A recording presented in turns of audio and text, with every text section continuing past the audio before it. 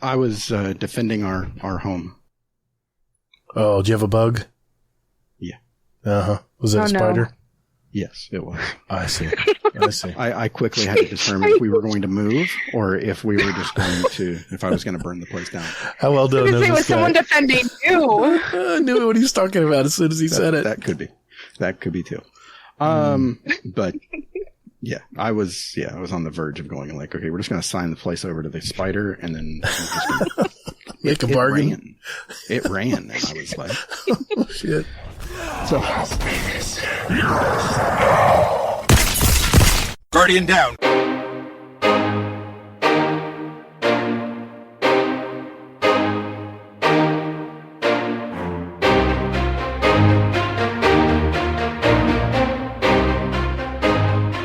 Hey, what's up, everyone? Thanks for spending your time with us today. Welcome to episode 207 of Guardian Downcast, the Destiny podcast. Hey, if you love to play the game Destiny 2, you've come to the right place. We're a couple of gamer dads that have played Destiny since that day one release back in 2014. And we're just as passionate about it today as we were back then. We discuss key topics and news within the game and community, so you could be in the loop. And we not only seek the stories of Destiny content creators, we're a podcast that gives a voice to the stories of our Destiny community members out there. And in this game, that is what it's all about. We're the show that asks, are you ready for a fresh sandbox tuning? I'm your host, Todd, the Gator, and my co-host, Hazel, is here as well. Hey, man. How you been? Been okay. It's been a pretty, status quo week. So, although I did start a new class, I'm basically going to try to move on from my current job and do something sort of like what I've been doing as my part-time job. Just, going to see about making it a real-time thing. So, making changes. The same company or moving up? Possibly. Wow. Okay. I mean, if they're willing to pay me and, do that kind of thing, then sure. I mean, I'll stay with them. Why not? But if they're not, then I have no qualms at all with going like, I love y'all, but deuces. Nice, man. So good for you. Yeah. So good times all around. So what about you? It's been a busy week. For those of you who don't know, I'm going on vacation this week. And, in fact, after this podcast, I will be editing and then I am on the road. So to an undisclosed location. But yeah, we're at my wife needs a time off and she's a teacher. You're going to Camp David? Yeah, Camp David. Yeah, that's it. Nailed it. Nice. But yeah, we're going to do, I'll give you a hint. We're going to do some zip lining. Let's see what we're going to do. Some whitewater rafting. We're going to do some hiking. So you can probably imagine what kind of shit, it slipped. I am going to the mountains. So anyway, it's been busy, been slamming, trying to get stuff done get work done and get everybody squared away before I leave. And man, is it just me? It just takes so much work to get ready to go for a vacation. It's just so much stress, but I don't know. Maybe it's just me, but I tell you what, Hazel, we have another brand new guest of the show tonight. She is a professional baker that plays Destiny. And I must say, a very nice ray of sunshine in our Discord, even though she makes fun of my bagel regimen. So we thought, hey, let's learn more about her. So please welcome to the show tonight, MohawkAngel. How are you? Good. Thankful to have an easier week this week. Last week was a little rough. Just for me in general with my job and stuff at home. And we just got Ace his booster shot today. So making that appointment was a little much, but nice. We got through the week and I'm happy to be done with this one. Yeah, you are a busy lady. So we appreciate you spending the time with us tonight. That's awesome. Thank you. Well, here's what we have planned on the show tonight. First, we're going to get to know, of course, MohawkAngel, find out how she found Destiny and her journey since. We're going to test her Twitch reflexes in our new and further improved fast fire question and answer segment we call the speed run. Hazel's going to go over the TWID for the 7th week of Season of the Deep, where we'll discuss the sandbox changes coming mid-season and maybe even sneak peek into the next season as well. Then finally, we're going to answer your questions for the show via our questions for the show Discord channel and our voicemails, our SpeakPipe voicemails. And if you want to send us one, by the way, it's speakpipe.com/Guardian Downcast. We have our question of the month drawing tonight as well. And just under the wire, we got a Scum Desk Corner. So let's roll.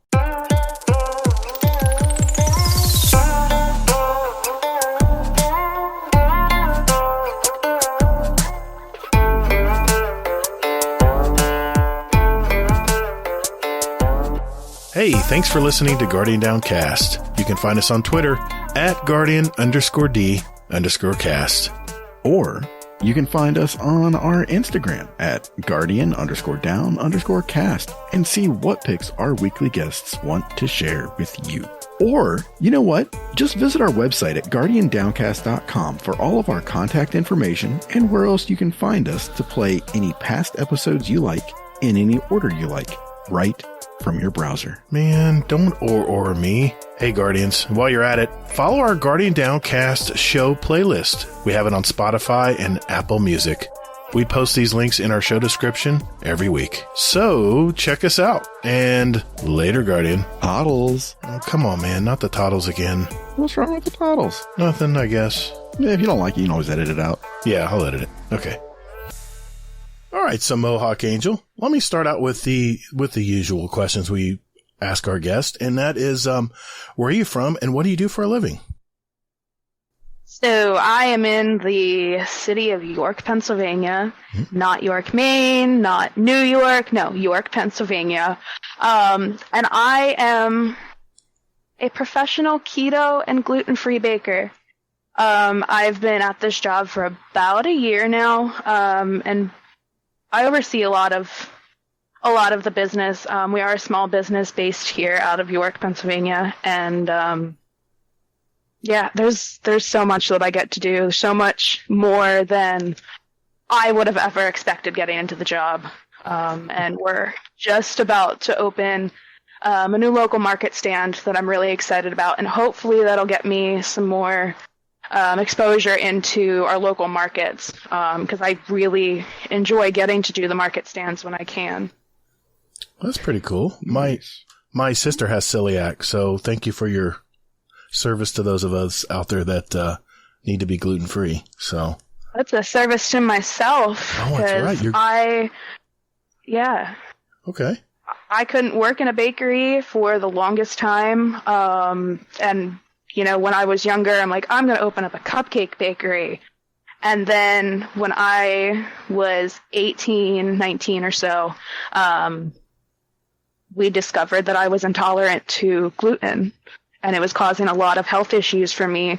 So now that I'm, gluten-free, working with plain flour was just not in the cards for me. I'm like, all right, guess I'm done thinking about doing a bakery position. And then the position opened up. Wow. With our small town keto bakery here. That's perfect. So it was really fitting for me. Yeah. Nice. Hey, I know that you've shared, the name of where you work and stuff like that. And I just want to say that you guys do amazing stuff. I've looked at your website and even gone as so far as to go like, how far away is that from where I am? And I'm like, damn. I was like, that shit looks good. Yeah. So you guys do fantastic work. Yeah, I'm really proud of what we do. I'm really proud to work for this small business that I do. And, just supporting a small business, not only working in one, but also being able to shop in one every day. It's really awesome. And I love getting to give back to the community in both ways. Mm-hmm. Very That's nice. So cool.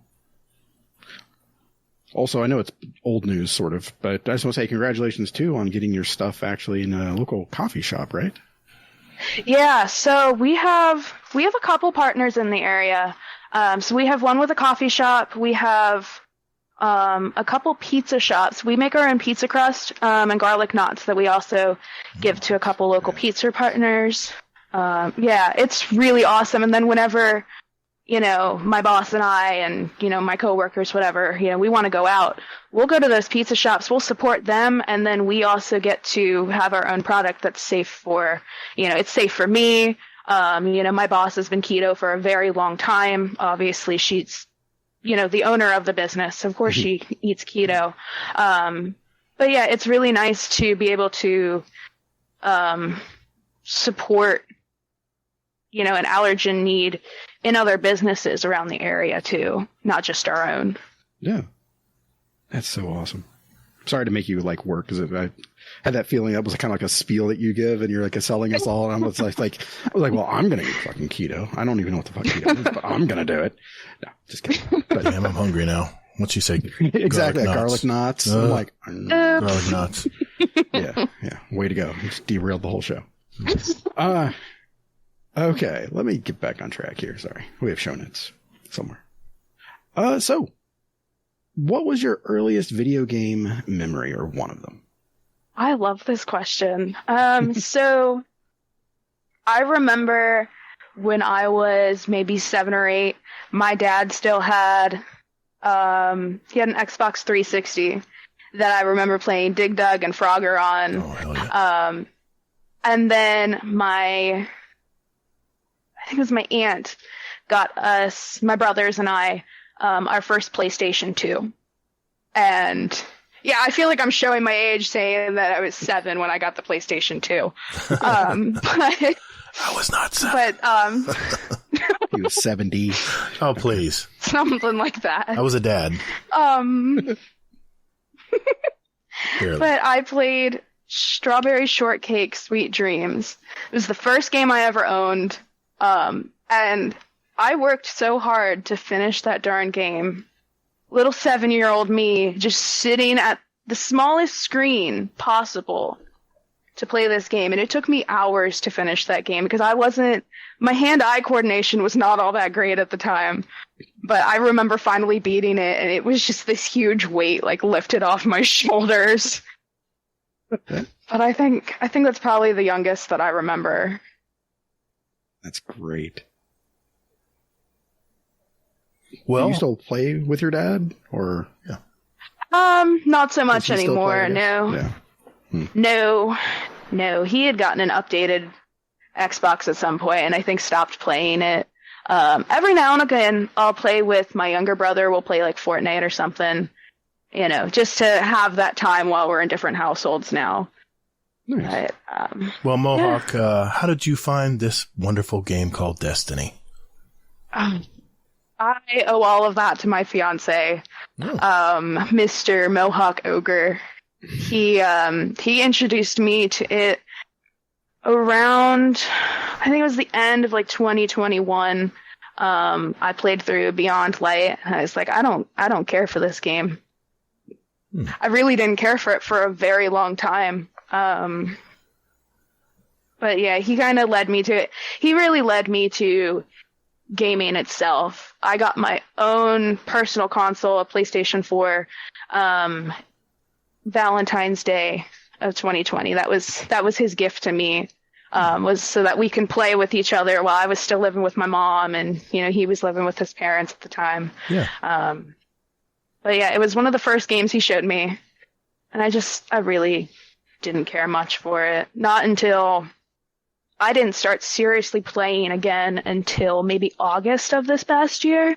I would play sporadically because he's like, hey, I need help with this, or, he had some friends who wanted to play and needed a 6th person. It was like they need a 6th person for a raid, and they would just carry me through it. But, yeah, I owe so much of my gaming career, we'll say, to my fiance, just for, introducing me to it all. Aw. That's cool. What type of games do you like? Typically. There's not a whole lot that I do like. So when I do find a game that I like, I kind of gravitate towards it. Preach. Much harder than others. Heck yeah. That's me. Yeah. I think we started out playing Borderlands 3. And then slowly moved me to doing PvP things like Paladins. I got really hooked on Paladins for a while, and Rainbow Six Siege when it was still a little bit newer. Nice. Yeah. It's pretty cool. That's so cool. Okay, so let's see here. What are you up to currently in Destiny, if anything? I haven't been up to a whole lot. Kind of just getting myself through the season to try to stay on top of everything. I'm still so underlight. I say that I'm super underlight, but I'm at a 1782, Okay. You're almost there. It's enough bad. It's enough. I can still raid with everyone in the community when I'm needed, and when I'm needed. when I'm needed, yeah. It's like, we need one for Goop Troop. Let me hop in. Nice. Yeah. What's your favorite raid? Kingsfall. Everyone knows it's Kingsfall. Anyone who plays with me, we have this conversation of what's the best raid, and Kingsfall is always at the top of my list. It was like the first raid that I got through without actually being carried. Nice. So I think that's why I enjoy it so much. That like I feel so accomplished by being able to complete the raid, and the jumping. I've always been so awful with parkour, and just that wall of dicks. We're gonna call it the wall of dicks. You're the dick wall. We call it the dick wall. Yeah. Like that, getting through that for the very first time was one of my proudest moments ever in Destiny. It's even better too when you make it past it and there's still somebody behind you. Yeah. Yeah. That's when you have a badge of honor. Yeah, now when I do it, I'm usually like the first or second person to get through it. Nice. Yeah. That's dedication right there. Growth. Yes. Self-abuse. There you go. Well, have you been doing Peter, anything? what about you? Okay. For me, I asked the question, so I'm absolutely, officer. Yes. I've been making a lot of content this week. I want to make a bunch of stuff before I left. In fact, I even have another podcast coming out tomorrow. But in the meantime, in between that, we actually were able to take Mr. Elmer Fudd Games on his first Ron raid this weekend. That was a lot of fun. Nabral Nips was in there to help. Kingsley Mack was in there to help. Oh my gosh, I'm so sorry if I forget someone here. It wasn't Ninja formal. Muffin. Oh, she was in there briefly, but then she had to go, And being a mom. Kato came in. Yeah, Kato helped out, that's for sure. Yeah, he definitely did. Everyone picked on Gator. I was used to it, I guess, but that's fine. But, no. I always pick on you in raids. I know they do. That's okay. I just chill out with, hey, I stream it. I just chill out with the people, jump in the chat with me, and it's a good time. It really is. Had a really good time. I'm just fogging. I'm totally fogging out on the last two people that raided with us. I do apologize. It was, Was that the one on Saturday? Yeah. Yeah. I feel like no, that was Sunday. Mr. Monkey in there? No, it was. Oh, okay. Was it Sunday? or no, it was Monday. Monday is what it was. Monday. Yeah. Mr. Monkey couldn't do it because it was late. It was a late night. Yeah. It was whoever it was Nips. You hit everybody, I think. No, right? it was Nips, Kingsley, Elmer Fudd, and me, but I'm missing two people. Ninja played briefly, but then we had to bring someone Kato. in. Kato. Yeah, Kato took it, but I'm still missing somebody. I hate when I do that. Dickhead, it was me. Oh, shit. Yeah, that was. Damn it. I'll edit that out. Shit. Sorry. I couldn't remember. He referred to it as, he's like, with you and I, and he's still went over his head. That's right. That's right. Shit. Yeah. My bad. Yeah. I mean, that is pretty much all of Destiny I played. I mean, let's face it. Everyone's kind of taking a break. But I did get my third exotic fish. I between making videos, I jumped into, the EDZ, went out to the outskirts, threw 2 casts and caught it. And I was like, okay, I'm out. Logging back off. I got my 3 fish. I turned them in. I make sure I had all the shards for the sword, broken sword pieces. Now I just need to run the mission, and I heard it is a tough one. So, and timed. You know how I love time missions, Those are so much fun. So I figured, you know what? I'm not going to deal with this week. I'll hopefully have a few people that have run it and can help me with it next week. So, yeah, but that's pretty much been it with me. So what about you? Well, I know you can't see me because we don't have on cameras. I thought about turning on my camera just so you could see me give you the finger. I have been fishing and only fishing. How long is it taking you to get the 3 exotics? I still don't have. What? Wow, dude, I really Can you lucked hear out. the how happy I am? I know. I see that. I can feel the finger. I can. Yeah, exactly. Yeah. Yeah. 2 casts, huh? Yeah. I swear there were 3 people there already fishing. It was kind of a mediocre in the focusing. All right. I You're not won't go making your into case any better. I won't go into But yeah. But, so, I mean, pretty much besides fishing, I did the raid with Elmer Fudd. I got some exotic shotgun. Oh, you got another one that night? No. Well, that was my first. Oh, so it's my turn Nips next. and myself. So Nips I'm and next. myself got the shotgun in that raid. It was fantastic. Yeah. And even better, though, was when we both got it, we both equipped it, and we both ran up to Gator to show him. You couldn't find any special ammo to shoot it, though. No, I did, actually. Oh, That you was did? Great. Great. Yeah. And then I ran up to you, and I was like, look. I think I went to my menus and just ignored you guys. Yeah, you did. Yeah. So, yeah. So besides that, it's just been fishing. Yeah. So probably during the Twabid tonight, I'll be fishing again to get the last exotic fish that I need. Or I'll just go insane and, or maybe I'll just pay my daughter to fish for me. Yeah, there you go. Put some Taylor Swift in. I heard that's a popular song right now around your house. Well, she was just recently here, and my daughter wanted to go, and we were thinking about it, and then we found out there was like a Reds game downtown as well as a soccer game and something else too, and I was just like, no, we're not fucking with that. So yeah, good times all around there. I did want to mention one thing. I just finished the season finale of The Bear. Oh my God, dude. Oh yeah, dude. I don't say this very often about TV shows. The second season was better than the first. Yeah. It was so good. And just the character Best TV development. show on TV. It is. The character development is amazing on that show. I love how they develop the characters individually and then bring it all together at the end. It was that was so good. So yep. I just want to mention I'm a that. Richie stan. If you haven't seen, I know, man, I'm rooting for Richie. I'm always rooting for Richie. But the way it ended was so hilarious. Well, not hilarious. I won't ruin anything, but it was ironic. I can't share it because I don't want to spoil it. If you haven't seen The Bear on Hulu, definitely get Hulu and go watch it. It's worth getting the subscription, even if just for a week and cancel it. Yep, for sure. But 2 seasons, 10 episodes each. Yep. 30 to 40 minutes each. Really quick. Yeah. Shameless plug. Yeah, I mean, if it's good, spread the word. That's the way I feel. I had a question though for Mohawk here. Mohawk, I was curious. I know you mentioned your fiance just recently joined our community, but how did you originally find our community? So back in November, when I really dove headfirst into Destiny, I wanted to listen to something while I was on my way to work, just kind of getting more information about the game. And I found a couple, I found Potato Thumbs and I found 2 Titans and a Hunter.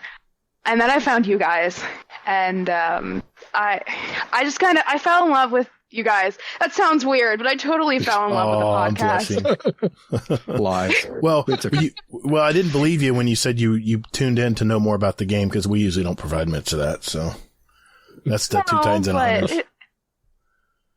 It was enough. It's more. I think it's more like the vibe and the sense of community that I got without even being in the community. Yeah, good deal. That's cool. I'm flattered. I really am.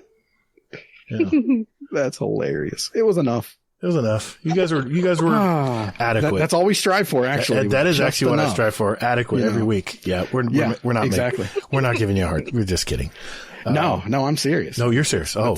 I'm like wearing that like a badge of honor. I'm going to actually change my my name right now. So adequate. Okay. Yeah. All right. No, that's my goal. While you're doing that, I have one more question for MohawkAngel. Oh God, help us. It's very important. I have to ask her this. MohawkAngel, do you do bounties? Dailies only. When I do play, I'll hop in and just kind of grab them randomly. But so like daily gunsmith? Yeah. There we go. Yeah, that's about it. No, those are the only ones that give you anything other than XP. I mean, you get rep, you get an ascendant core. What is it? Enhancement core, glimmer, and XP on top of the vendor XP. I mean, that is what all the bounties need to be that way. I won't get on my soapbox. I'm just saying, but that's good. That's smart. Smart way to play. All right. I'm off my soapbox. Go ahead, Hazel. I'm sorry. Adequate enough. What? Adequate enough. What? I'm sorry, I didn't address you correctly. I fell asleep. Oh. Yeah, I'm sure you did. Are we done talking about bounties? Yes, we're done. Oh, darn. I hate it when I miss the conversation about bounties. Okay. So, MohawkAngel, question for you here. What is one thing you would like to be improved with Destiny 2? Does the game count? Okay. That was a weird question, wasn't it? Zing! What, all right, what is one thing you'd like them to add to the game? What about the game? Yeah. Oh, okay. I wish that, and I mean, this goes for any game, but like being more open to the newer players. I feel like so much that gets released is to like the seasoned players. And I came in after I don't know how many seasons of the game. So I looked at it. I'm like, oh my gosh, there's so much on my screen, so much to navigate. And I wish that there was just a little bit more navigation to new players. Yeah, it's pretty unforgiving. I actually was inspired. You mentioned something to me once a long time ago, and I'm not going to tell you what it is because I want it to be a surprise. But you motivated me to make another video for beginning players on a certain subject you mentioned to me. And I've been waiting for that for so long. I know what you probably know what it is. Then okay, well it's in the works. It's in the works. Actually, I already have to. Okay. No, it's not about bounties, Hazel. No, sorry. Not this time. It's coming. Okay. I promise. I'm working on it. It's a big project. But anyway, my turn. Signature questions. I have a signature question here for you. Sorry, I'm a little discombobulated tonight. I have to know this. MohawkAngel. What is behind the gamer tag? So this goes back to my fiance again. Okay. Mohawk Ogre is his gamer tag, and it originally came from a Terraria character that he made that had green skin and this gigantic blonde mohawk, and it just kind of stuck with him. And then once I really started to play, I had my first gamer tag ever was Beck Loves 1118 because my birthday is November 18th. Mm-hmm. And it was like the most basic name ever. One day I was like, I need to change this. Help me with a new gamer tag. And we decided that we wanted matching gamer tags. Which later on, who knows if that's a mistake or not? I don't plan on it to be, but it's like, it makes me think of like getting matching tattoos with your significant other. Like what happens? And then I have to, what can go wrong? Eventually, if that were to happen, then I have to completely change my gamer tag, I feel. But yeah, I owe my gamer tag to Mr. Mohawk. Very cool. Nice. Fun fact, you mentioned that about the matching tattoos. My cousin did that, spoiler alert, with her first husband. And, it didn't last. And, she said that getting it removed was, more expensive than getting it done. So, it's a fun fact for those of you out there. I told him if we ever get matching tattoos of anything, it's going to be something that, doesn't have a name, doesn't have an initial, whatever. So we've talked about getting like our favorite Pokemon because he kind of introduced me to Pokemon as well. So, nice. Something along those lines. So like half a Pikachu on you and half a Pikachu on him would not be in the cards, right? No, definitely not. Yeah. I don't know. Who'd get the bottom half? I don't know. Okay. So here we are. Miss Mohawk.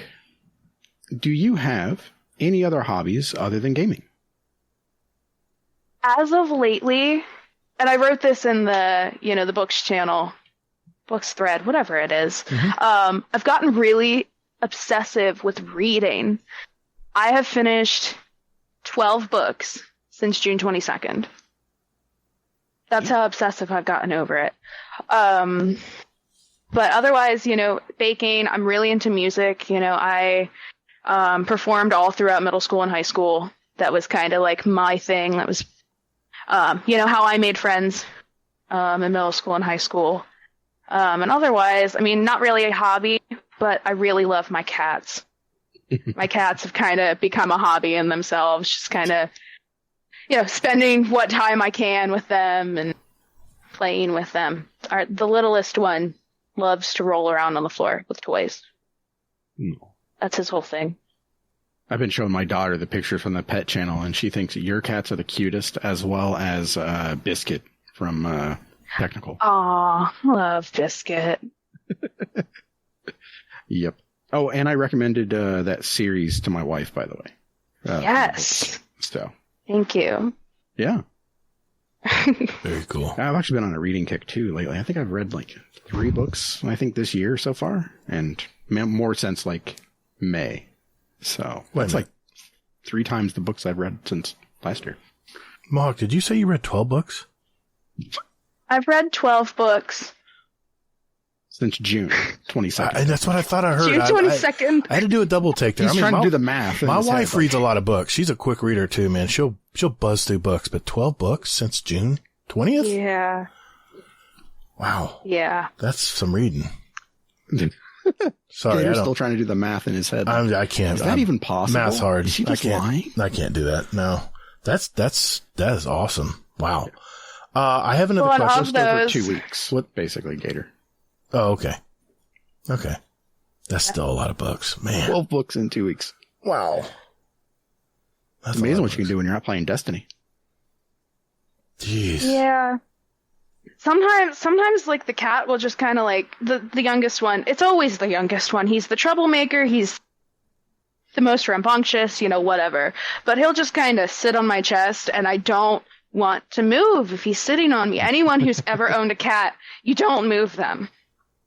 Yeah, cats are so annoying, but they do that one thing that's so dang cute, and you're like, okay. Yeah, like, I'll keep you. Yeah, right. I'll forget about all that stuff you did and scratching my back of my couch and stuff. Yeah, I'll forget all that. Yeah, I know. Yeah. Never mind, my hand's a bloody mess, but you rolled over and looked at me with those big eyes, so I was done. Why not? Yeah. Okay. MohawkAngel. This is always my favorite question, and Hazel, you can take us out. What is one thing that maybe people in our community may not know about you? I have been pondering this question so hard. Good. And I feel like there's nothing that the community doesn't know about me, especially Patreon. I share so much with the Patreon group. Yeah. That can be good or bad. It's good. I guess one of the biggest things is I'm on the autism spectrum, and I also struggle really hard with ADHD. And I think the ADHD is where my hyperfixation has come from, reading as of lately. Okay. But it makes it hard sometimes to, raid with others. And sometimes sometimes I can be playing Destiny and something on my phone will take my attention, and I'm on my phone for the next 4 hours. I just completely space out from Destiny. Yeah. Time blindness. I hear you. Yeah, I hear you. I do it too. Yeah. Well, okay. That's, I already knew that. I mean, you mentioned that in the Patreon, but now a lot of people do. It's cool. Thank you for sharing. Thank you for that. Mm-hmm. All right, Hazel, take us out. All right. So, do you have a motto or mantra, or a couple of them that you like? I have 2 of them. The first one is kind of what's gotten me through life for a while. And it's "You will be found." That comes from Dear Evan Hansen, which is a Broadway musical and now a movie. And it kind of reminds me that I'm not alone in whatever I'm going through, whether it's good or bad. And then the other one comes from my coworker, and it's "Remember, you a bad bitch." I like that one. And we have a whiteboard in the kitchen, and I'm off on Thursdays. She'll fill in on a Thursday, so she'll always write it at the end of the day on a Thursday. So I walk into it Friday morning, and it's always eat, drink, hydrate, and remember, be a bad bitch. Or you a bad bitch. That's got to be empowering. Yeah. That's pretty cool. It is, and I've told her, I'm like, we need to get tattoos of that. I won't get a significant other tattoo, but a tattoo that says you a bad bitch, yeah. I love it. That's worth it. I would get that tattoo. Hey, I mean, I have "You Will Be Found" on my arm. I've That's had cool. that I got that for my 20th birthday. I paid for it myself. Nice. wow, that's cool. So, Good deal. yeah. Well, Mohawk Angel, thank you for sharing your life with us tonight. Yeah, thank you. Yeah. All right. That means it's time for that speed run. What do you think, Hazel? I tell you, we've had some good success with women in the speed run. Yeah. Yeah. What do you think, Mohawk? You think you got it? I think so. I was talking to Bell earlier about beating him, Oh. and he's like, no, you have to beat Rodimus, actually. Oh, wait till you hear Rodimus' speak pipe tonight. Yeah. Oh, All right. boy. We will do that when we return. Call the Praxic Order, call the Thanatonauts, the Jinsen Scribes, call everyone so they can witness you. All right, ladies and gentlemen, this segment is called The Speed Run. This is where we have a database of over 600 possible questions for our guest, and Mohawk Angel here will have 2 minutes to answer as many as she can. These are short 1 or 2 word answers, and at the end of the year, the guest with the most answer will win a prize and title of 2023 Speedrun Champion. The questions are custom curated by me, so no one can memorize the order, and just quickly answer what comes to mind. Tonight, I'm going to read the questions aloud from my list. Hazel is our timekeeper and quality control expert in the event of a questionable answer. Hazel's decision will be final. He'll also pace the clock depending on how much I stutter. That's going to happen every show. Just going to let you know that right now. Toll the Bell is still our current leader at 53 questions answered. So what do you think, Mohawk? You ready to do this? I guess so. All right. Hazel, 2 minutes on the clock. Yes, sir. Here we go. 3, 2, 1. Warlock, Titan, or Hunter? Warlock. Soda or pop? Pop. Void, Solar, Arc, or Stasis? Void. If you could live anywhere in the world, where would it be? France. Cake or pie? Cake. Controller or mouse and keyboard? Controller. Auto rifle or hand cannon? Auto rifle. Strikes, Crucible, or Gambit? Strikes. Are you an AMC Stubbs member? No. Horror movies, yes or no? Yes. If you could choose, who would voice your ghost? Amelie. Neomuna or Dreaming City? Dreaming City. Human, Awoken, or Exo? Awoken. Have you ever been in a band? No. Is Scum Death your uncle? Yes. What's your favorite Destiny planet? Nessus. Dungeons or raids? Raid. Have you ever been to the lighthouse? No. What's the best sandwich? PBJ. What armor slot do you use as an exotic? Chess piece. Pineapple on pizza? Yes. Ikora, Cater, Zavala? Ugh. Ikora. Cave or treehouse? Treehouse. What number am I thinking of? 14. Ikora, Amanda, or Eris? Amanda. What is your favorite word? Destiny 2 Fuck. seasonal events, yes or no? Yes. What's one thing you own that needs to be thrown out?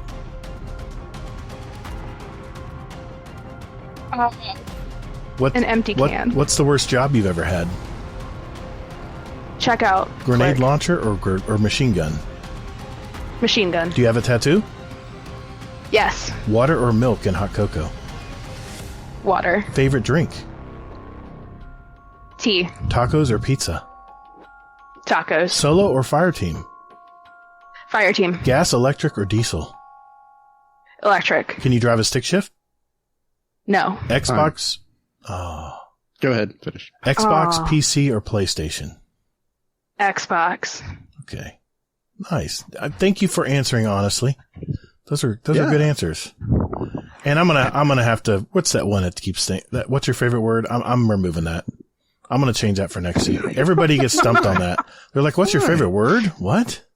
There it is. No, What? it was what? It was great. I was like pulling for her, and all of a sudden I heard "uck." And I was like, "I'll take it." I said she'll say something. I as wasn't sure if she read the said next duck question. or muck or I don't know. No, I'm just kidding. Pick a word, any word. I know you're thinking about the question. I love it. I love that part of it. I do. That was great. Yeah. All right, Hazel, how'd she do? 38. Not bad. Oh man. That's not bad. Yeah. Not bad. Not bad. I don't know how Bell did it. I really don't. Someone's going to knock him off. We got a lot of year left, so we'll see. We'll see how it goes. But don't let him get to your head, all right? Don't let him mess with you. Nah. You answered. No, not Bell. Tell him you got it, and then you have until Monday for him to listen to it. There you go. We won't deny it. Yeah. Good deal. Hey, well, thanks for playing, though. Really. Yes. All right. I got a question for all you listeners out there. Do you have a great speedrun question for us? If that's a yes, join our Discord and enter them into our speedrun question ideas channel, and we'll add them to next year's speedrun. Just remember, they need to be yes or no, 1 or 2 word answers. Either or questions will also be accepted. And one open question I do like is, what's your favorite? At the end of the year, we're going to have 2 drawings for a $25 gift card of your choice, and you can enter up to 5 questions to go into the drawing. So let's see what you got. And good luck. Also, if you're enjoying what you've heard so far in our show and you know someone who plays Destiny, do us a favor. Share the show with them. All the links are in our show description if you want to send the link directly, or you can hit that share link in your podcast app of choice. We appreciate it. All right, Hazel. That means it's time for This Week in Destiny.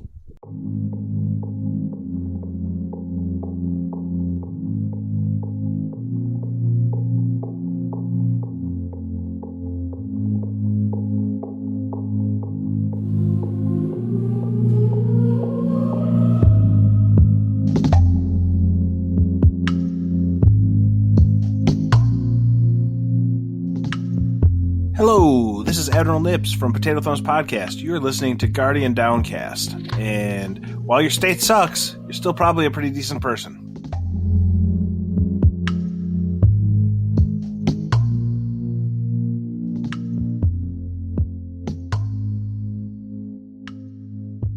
All right, Hazel, 7th week of Season of the Deep. What's going on in the this week at Bungie? Well, it's not This Week at Bungie. It's This Week in Destiny. Now you correct me. Sure. You denied it the last few shows, and now you're all right. Fine, I give up. Hey, nice job not interrupting. No, nice job that did not count. That did not count. Okay, go ahead, Hazel. What do you have to say? Okay, so if you're listening to this live, which nobody is besides Mohawk and Gator and myself, today is Bungie Day. And it's going to be Bungie Day for, well, about 2 weeks. So Bungie's going to celebrate the Bungie Foundation and everything that they stand for. And they're going to be doing some prizes and giveaways and things like this. Basically, it started, well, actually next week, just so you know, they're doing 7 days of prizes. So be on the lookout for that on Twitter. So that way you can go ahead and possibly get some plushies, some Destiny stuff. I think they're doing a couple of like giveaways for Lightfall, things like that. So if you need it, there you go. All right. Other than that, here we are. So Bungie will be doing 5 fishing derbies. Now I believe this was just for today. I didn't really see like a time frame on this. Yeah, this was today. So, I mean, I'm not really going to go too much into it just because it's been going on and stuff like that, but they were doing fishing derbies, and whoever caught the most fish would go ahead and basically get some loot and things along those lines. Pretty cool activity there.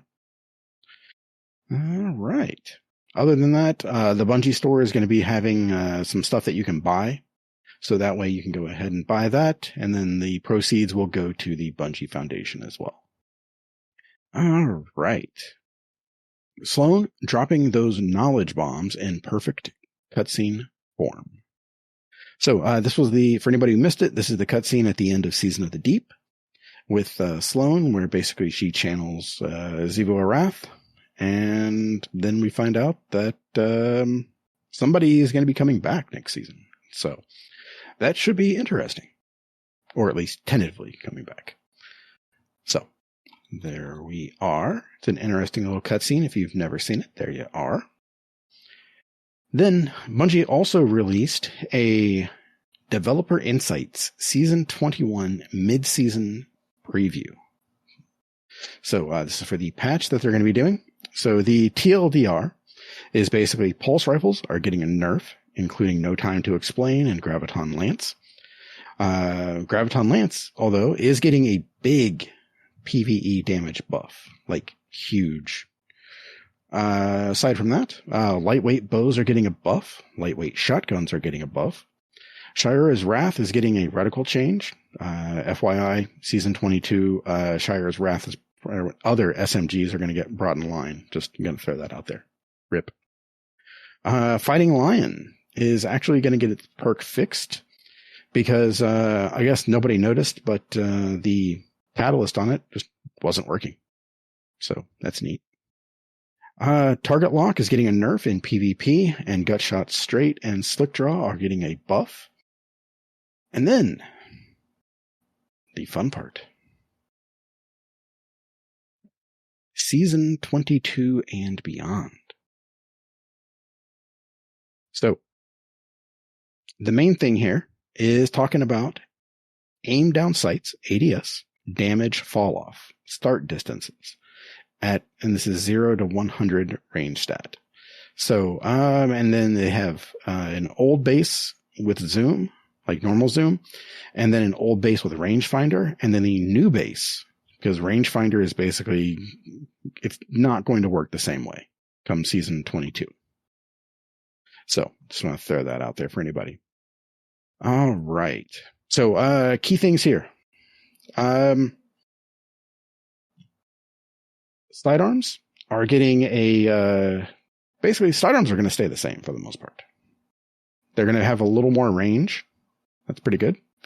For their fall off, before they start to fall off. SMGs are going to be extended out a little bit. So that's, it's going to kind of take away from like the closer engagements. So that's interesting. Okay. Auto rifles. Holy hail. Did y'all see that? Like auto rifles are going to reach out to 40 meters. Yep. It's going to be the meta all over again from the very first season.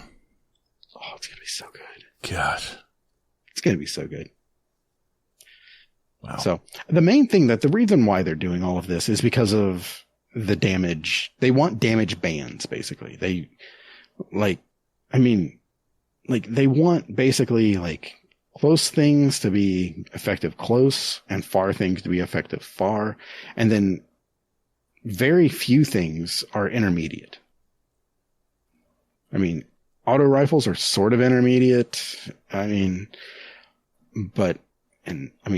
like hand cannons are going to be sort of intermediate, I would guess as well. But it's just going to be interesting to see where these damage bands lie. But I'll tell you what's not going to be meta in any way, shape, or form. Scout rifles. Yeah. Yeah. Scout rifles are just trash. You might as well just never bring one into PvP. So, just going to throw that out there. But yeah. So, that, I meant to stop before then, but that's basically everything regarding the mid-season preview as well as season 22. What do you guys think about everything that I've mentioned so far? So the cutscene, Bungie Day, and then the damage bans with the weapons. Go ahead, Mohawk. I haven't seen the cutscene yet, but my first thought is, oh my god, is Amanda. Oh, no. You cut out. Can you say it again? That sentence you cut out.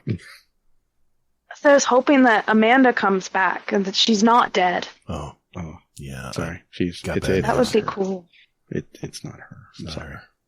No, that's okay. It's worse. I think it's better. You think it's better? Okay. Yeah, we're gonna get her kumbaya moment. I'm tired of seeing her. Good riddance. Get the fuck out of here! What? I've had enough of her. I do want Deborah to come back. Wait a minute. I'm setting my drink down for this. I'm going to lose my shit. Set his drink down. What? It's going to be good to see Deborah come back with some lines. It'll be fun. But yeah, I'm not. What the hell do you mean this in. shit of? I'm ready to move on. She's in the tower 95% of the time. Who? Amanda. Is No. that who you're shitting on? No, I'm not shitting on Amanda. Oh, okay. She doesn't know Hazel. She doesn't know who we're talking about. No, I haven't watched. I don't want to spoil it for her. But our listeners do. It for you? Our listeners know. We know. They know what we're referring to. No, I don't want to spoil it. Fun fact, though. I actually didn't see the cutscene live. I watched it here because I didn't finish the story. What? Yeah, I'm so disappointed. Fact. I've been fishing, man. All right, fine. But, Mohawk, do you want us to tell you who it is? All right. Gator? It's Savathun. She's coming back. Man. Yeah, she's going to be on our side. I've still had enough of her. She's going to deceive us somehow. She's not going to deceive Even us. Saint 14 was worried. He says I'm going to pop her as soon as she pulls some crap on us. Well, yeah. I mean, she took over his boo. Mm-hmm. I mean, come on now. You know, wouldn't you have some animosity towards, like, you know, like somebody took over your wife and, yeah, you know. I know. Like, it was like, oh, hey, I'm a good guy. I'm a good guy. You know? Yeah. That would be weird, though. Yeah. That would be. Yeah. I was going to say, imagine me doing that. I was going to go somewhere, but I decided to stay put. Yeah. That's just not good. Yeah. But, moving on, quickly from that topic. Mm-hmm. What do you both think about the nerfs and buffs and things like that? So pulse rifles getting a nerf, which is glorious. No, it's not. Glorious. No. I like pulse rifles. I basically only use pulse rifles. I'm so stuck on using rifles. That's about all. I mean, other than heavy. I'm going to change something real quick. You're cutting out a little bit. I'm going to bring down the bit rate a little. My mic does that after I've been in like a call for an hour. Mm-hmm. That's fun. It'll start to degrade. Yeah. I had a mic like that too. I brought the bit rate down a little bit. That'll help with the bandwidth a little bit. So, yeah. But so you're a pulse rifle user like me. See, yeah. Pulse rifles are burst fire weapons. They're accuracy weapons. That's what I love about pulse rifles. But whatever. Sorry, I was a tickle in my throat. But yeah, you know what though? I'm actually excited to see auto rifles come back. I'm looking forward to that. I've got a Rufus that's just ready to go, man. Got it crafted. I have to take target lock back off of it now, but that's all right. I've got this extra stuff. That's the great thing about crafting weapons. You can change it on the fly as the meta changes, right? One of the good things about having weapon crafting, you know? But, yeah, I mean, that's all I took from it. I mean, I'm so glad they didn't touch sidearms. I'm so happy they didn't touch sidearms. And they gave them a little range, which doesn't matter. I only use them up close anyway, but yeah. Anything else, Mohawk, you want to mention? Nope. Okay. All right, Hazel. Should be interesting. Yeah. One quick note that I did want to throw out there is that hand cannons will be receiving a substantial buff, another substantial buff, next season as well for PvE, because why not? Yeah, they need because it. Nobody still uses them. They need it.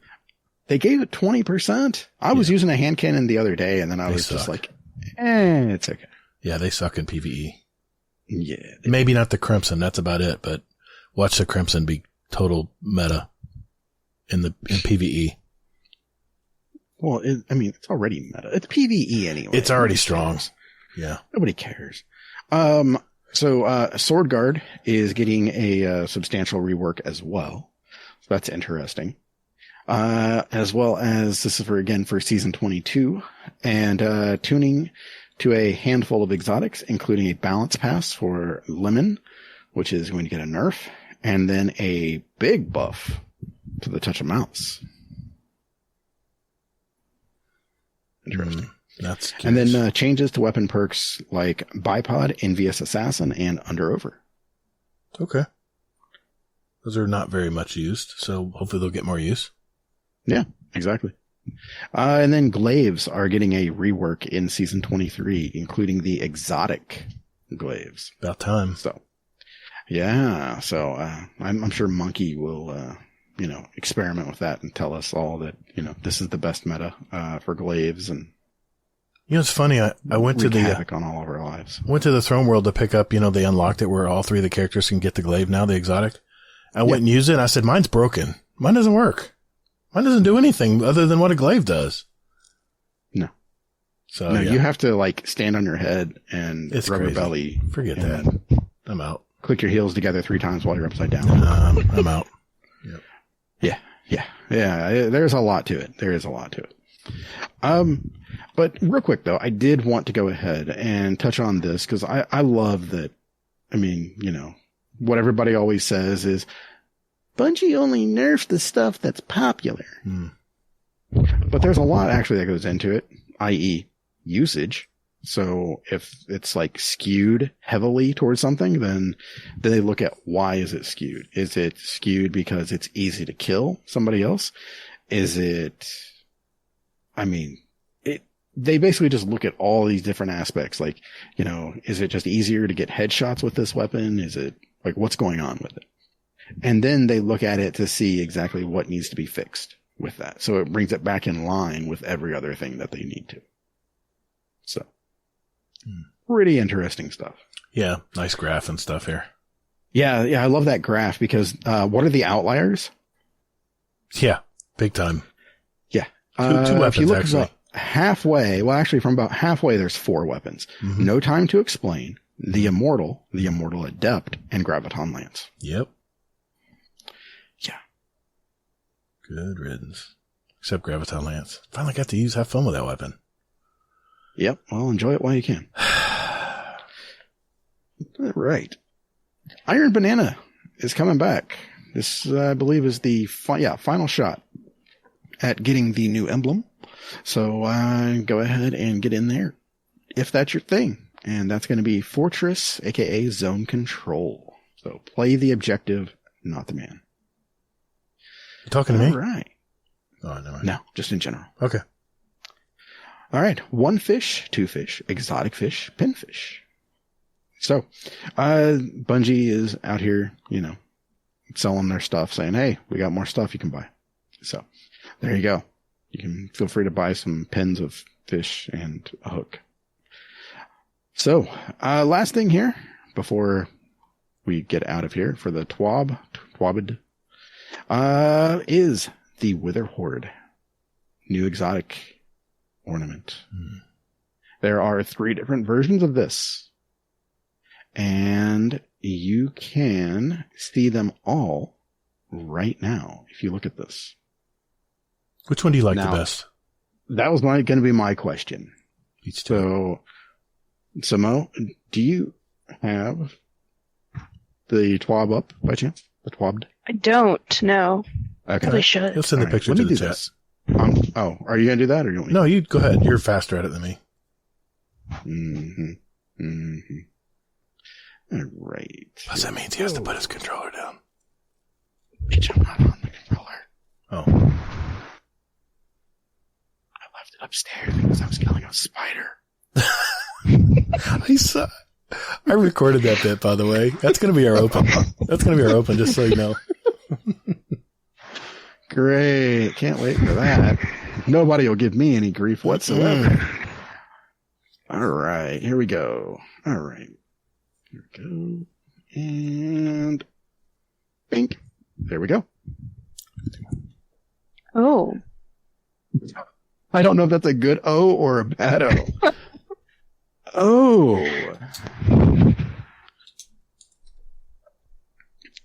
All right. So, Gator, which one do you like? I like the middle one. I like the middle. Okay. I like the first one. It's just the colors for me are what gets me. Yeah. So I immediately I looked at it and I was like, okay, I like the middle one. Then the first one grew on me. And then I just keep looking at the third one going like, that one does look kind of cool. So I don't know which one I like better. I mean, I'm still going to use the gun no matter what, but I mean, it does need a better catalog or a better ornament than what we have for it. Right.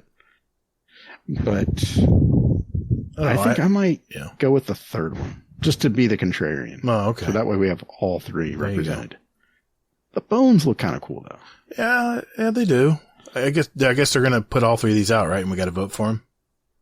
Well, that's what's going on right now. Right now, is the vote. Of course. So yes, that's what I meant to say. So go ahead and click on that, and then you can go ahead and see which one is going to win.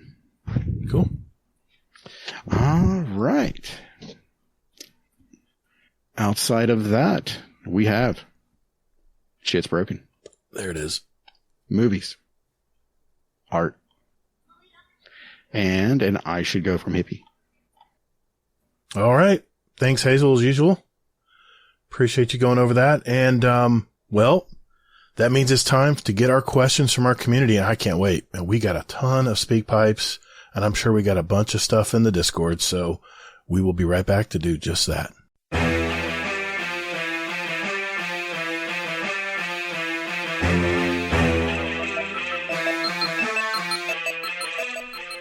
Hey, Guardians, would you like to send a question for the show to us? There's 4 ways to do it.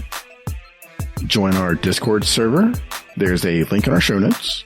We have all kinds of Guardians here, from new lights to the dedicated hardcore gamers, and you can just lurk and hang out or jump right in and talk with us. It's up to you. There's also a channel labeled Podcast Questions where you can type in your question for the show.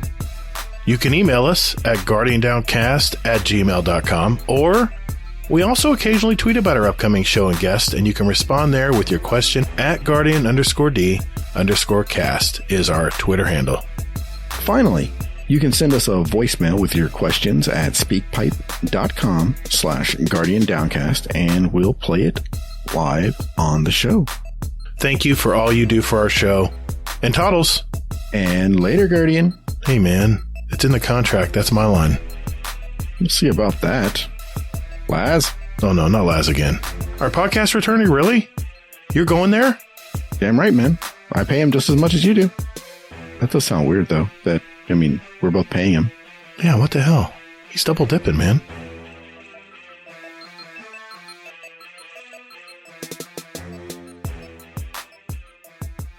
All right, boys and girls, it's that time of our show. This is where we get our questions from our community, and we get them in the form of questions from our Discord channel and also from our SpeakPipe voicemail system. And if you want to send us a voicemail, it's speakpipe.com/guardiandowncast.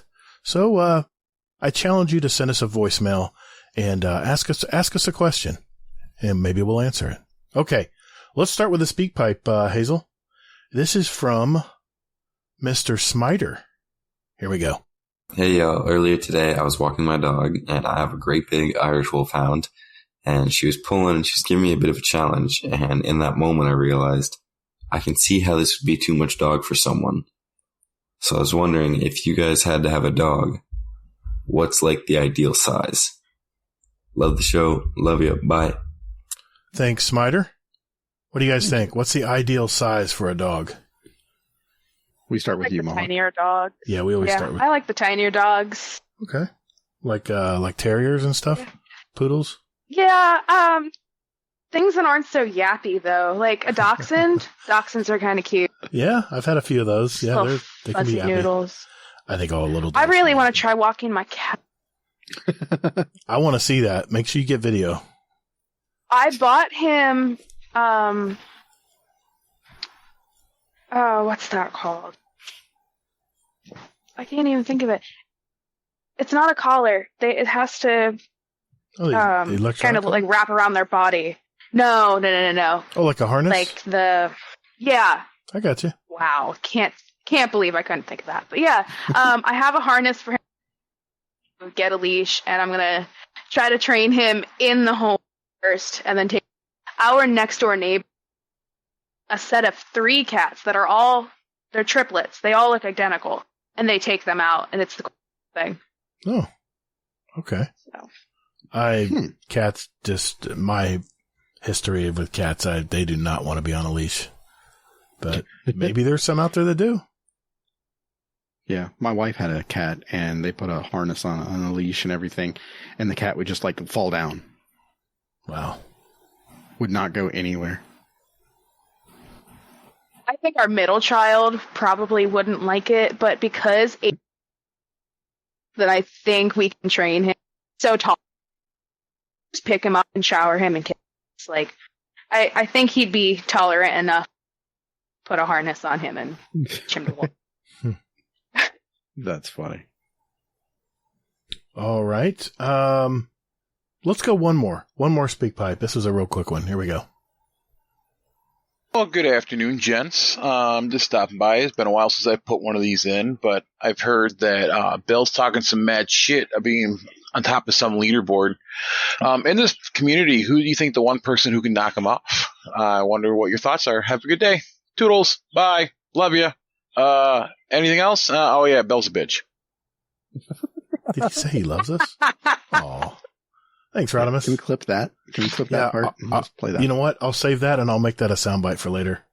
I'll like it over end of the year show or something. There we go. Yeah, I'll keep that one. What do you think? Who's capable of beating Bill? We got some pretty good guests coming up. I don't know. Might give him a run.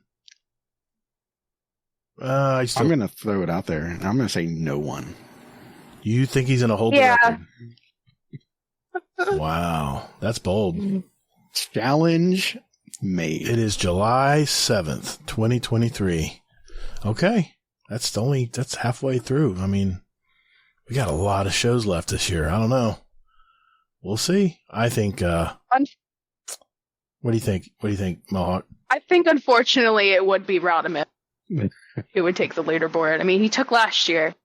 Yeah. He used to say he won't do it again. And he likes that title in the Discord, too, because I forgot to give it back to him when he glitched out of the server. He's like, on multiple occasions, he said, can you please give me my tag back? I'm like, what tag? You know what tag? Okay, fine. Anyway, yeah, I mean, there's some people out there I think you can beat him. I mean, don't forget Sin. He's still going to be on the show probably for the year end. So, yeah, he might have a shot at it.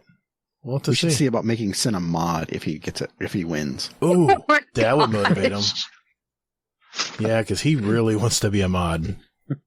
I don't know why. I mean, the drawing, just make him a mod. He has his own community. I mean, why would he want to be a mod and deal with all the drama in ours? I don't know, whatever. But I think it'd be hilarious, though. Oh my gosh.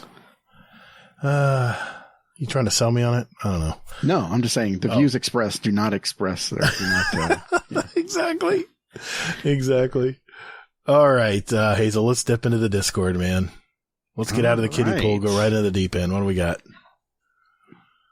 All right. So, question from Mohawk Prime. Question for Pizza Destroyer. Why pineapple? He'll never let me live this down. Because it's delicious. Thank you very much. Next question. Exactly. I don't see anything wrong with this. I don't understand that. Is it the sweet versus salty? Is that why you like the pineapple on there? It's the clash? No, yeah, it's just good. I don't get it. Okay.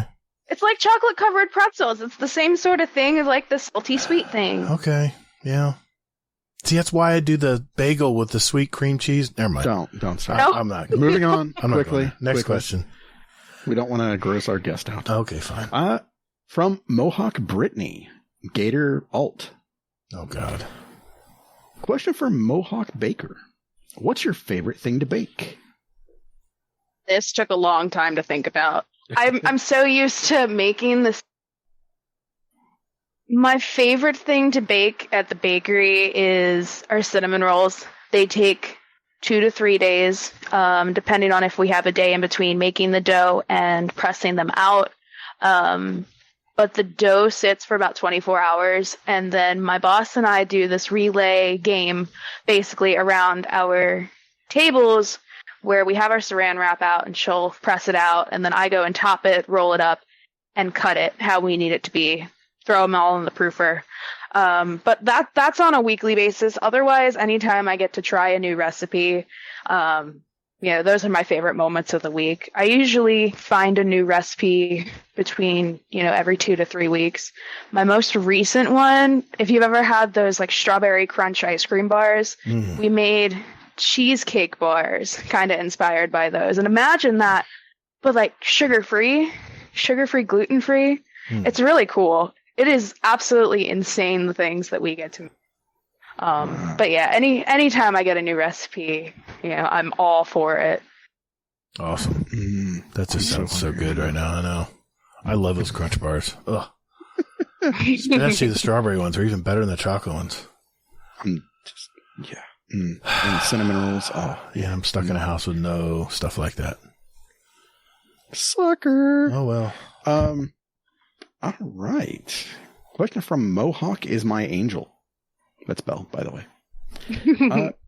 Question for Angelic Harry Styles. I know you love you some Kingsfall, but if Bungo let you design a raid, what would be the theme, or what would the theme be? As well as, what is the exotic? This can be extended to the hosts, but their answer won't be as good as yours. So I really enjoy the underwater theme of the season. Thank you. I think it's the coolest flipping thing. So I would want like a raid kind of inspired by this season. If only they did like seasonal raids. I think that would be cool. Just my opinion. But yeah, doing like an underwater sort of theme. And I'd want an exotic pulse rifle. Hell yeah.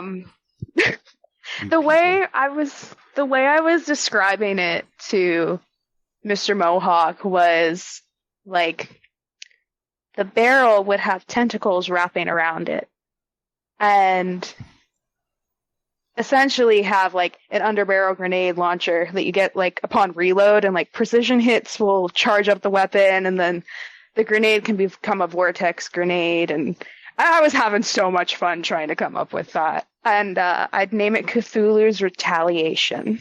Wow. So awesome. Thank you for that answer. You gave that a lot of thought.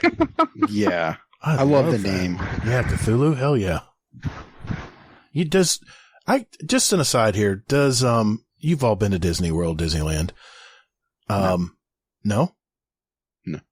Really? No. Have you been to Disney World or Disneyland, Mohawk?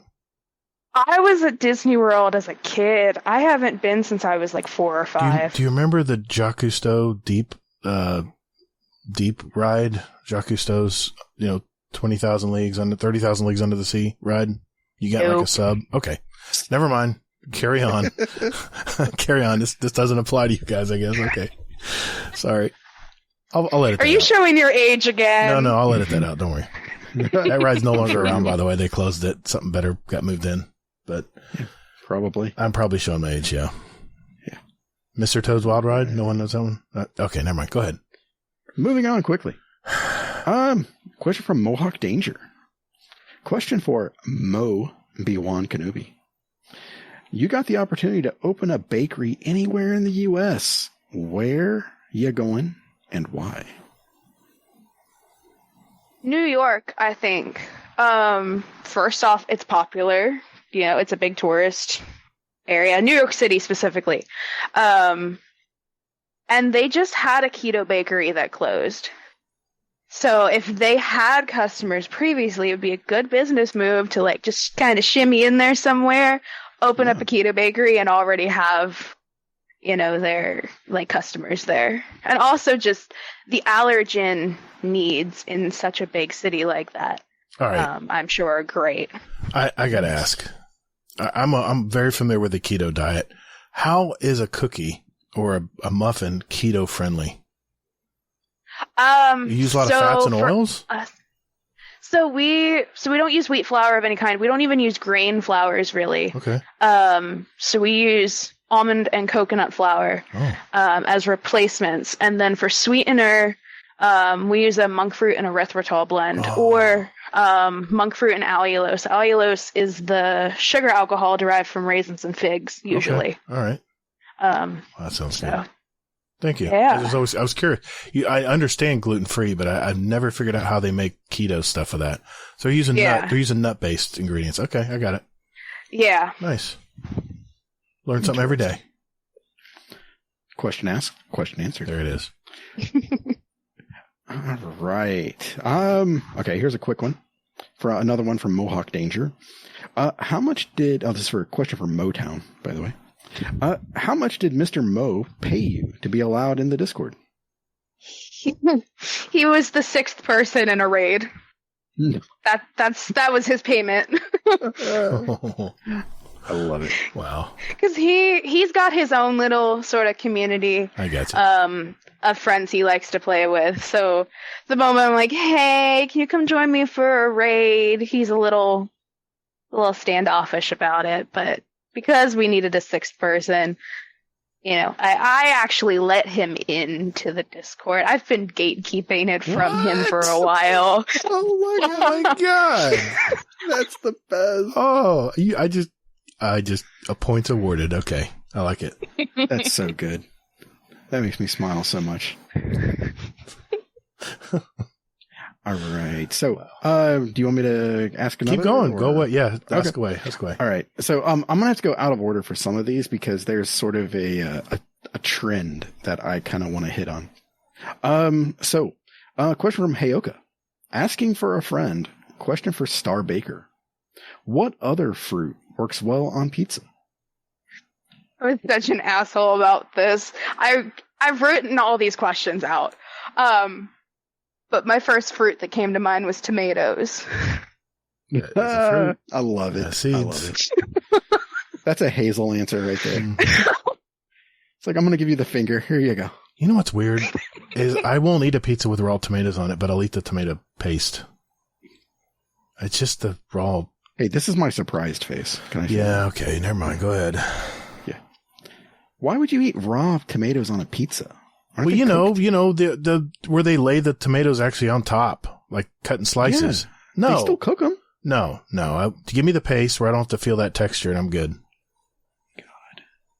I can't explain it, man. I think what he's trying to say is he just doesn't like tomatoes. That's fine. Well, I used to be allergic to them. Doesn't like tomatoes in whole form. I used to be allergic to them. Oh. I had something called geographic tongue, where my tongue would just get all weird when I ate tomatoes or acidic stuff like that.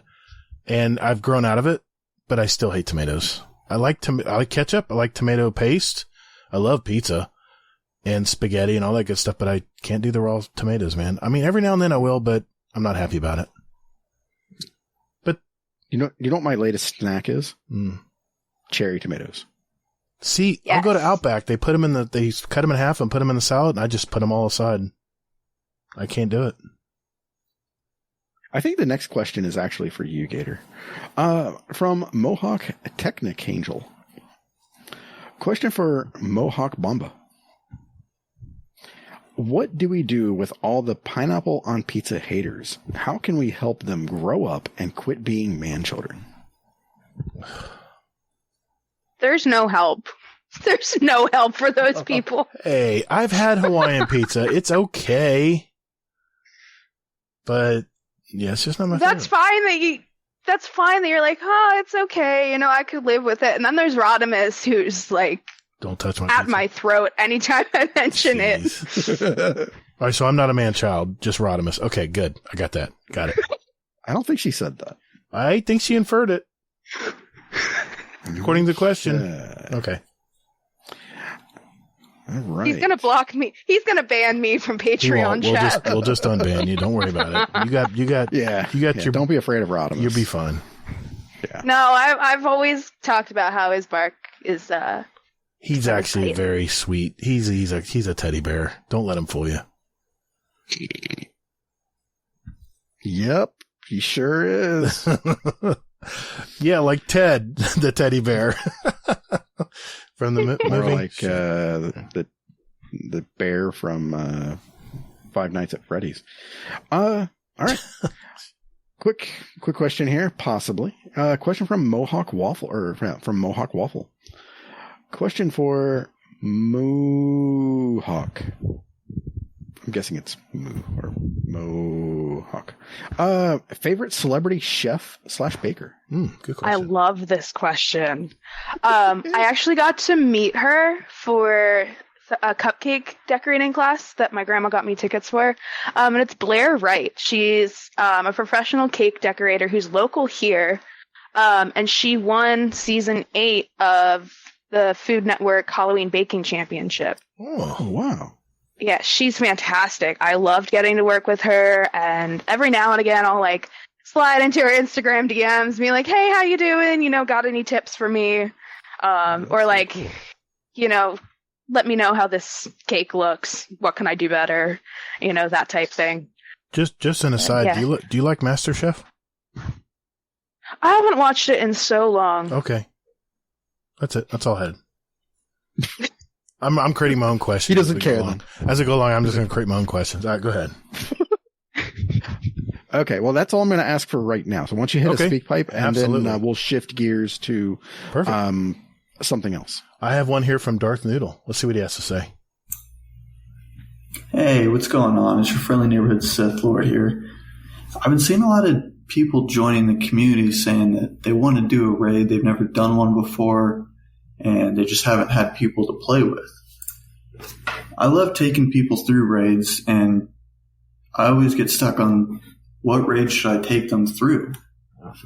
So my question for the show is, what's the best raid for a first-time raider? I really like new raiders to be involved with the mechanics. I don't like just bringing them along and telling them, shoot aliens while we take care of the rest. Thanks. Love the show. See ya. Thanks, Darth Noodle. Me and Hazel are not going to agree on this. I'm just going to tell you that right now. Because we had this conversation.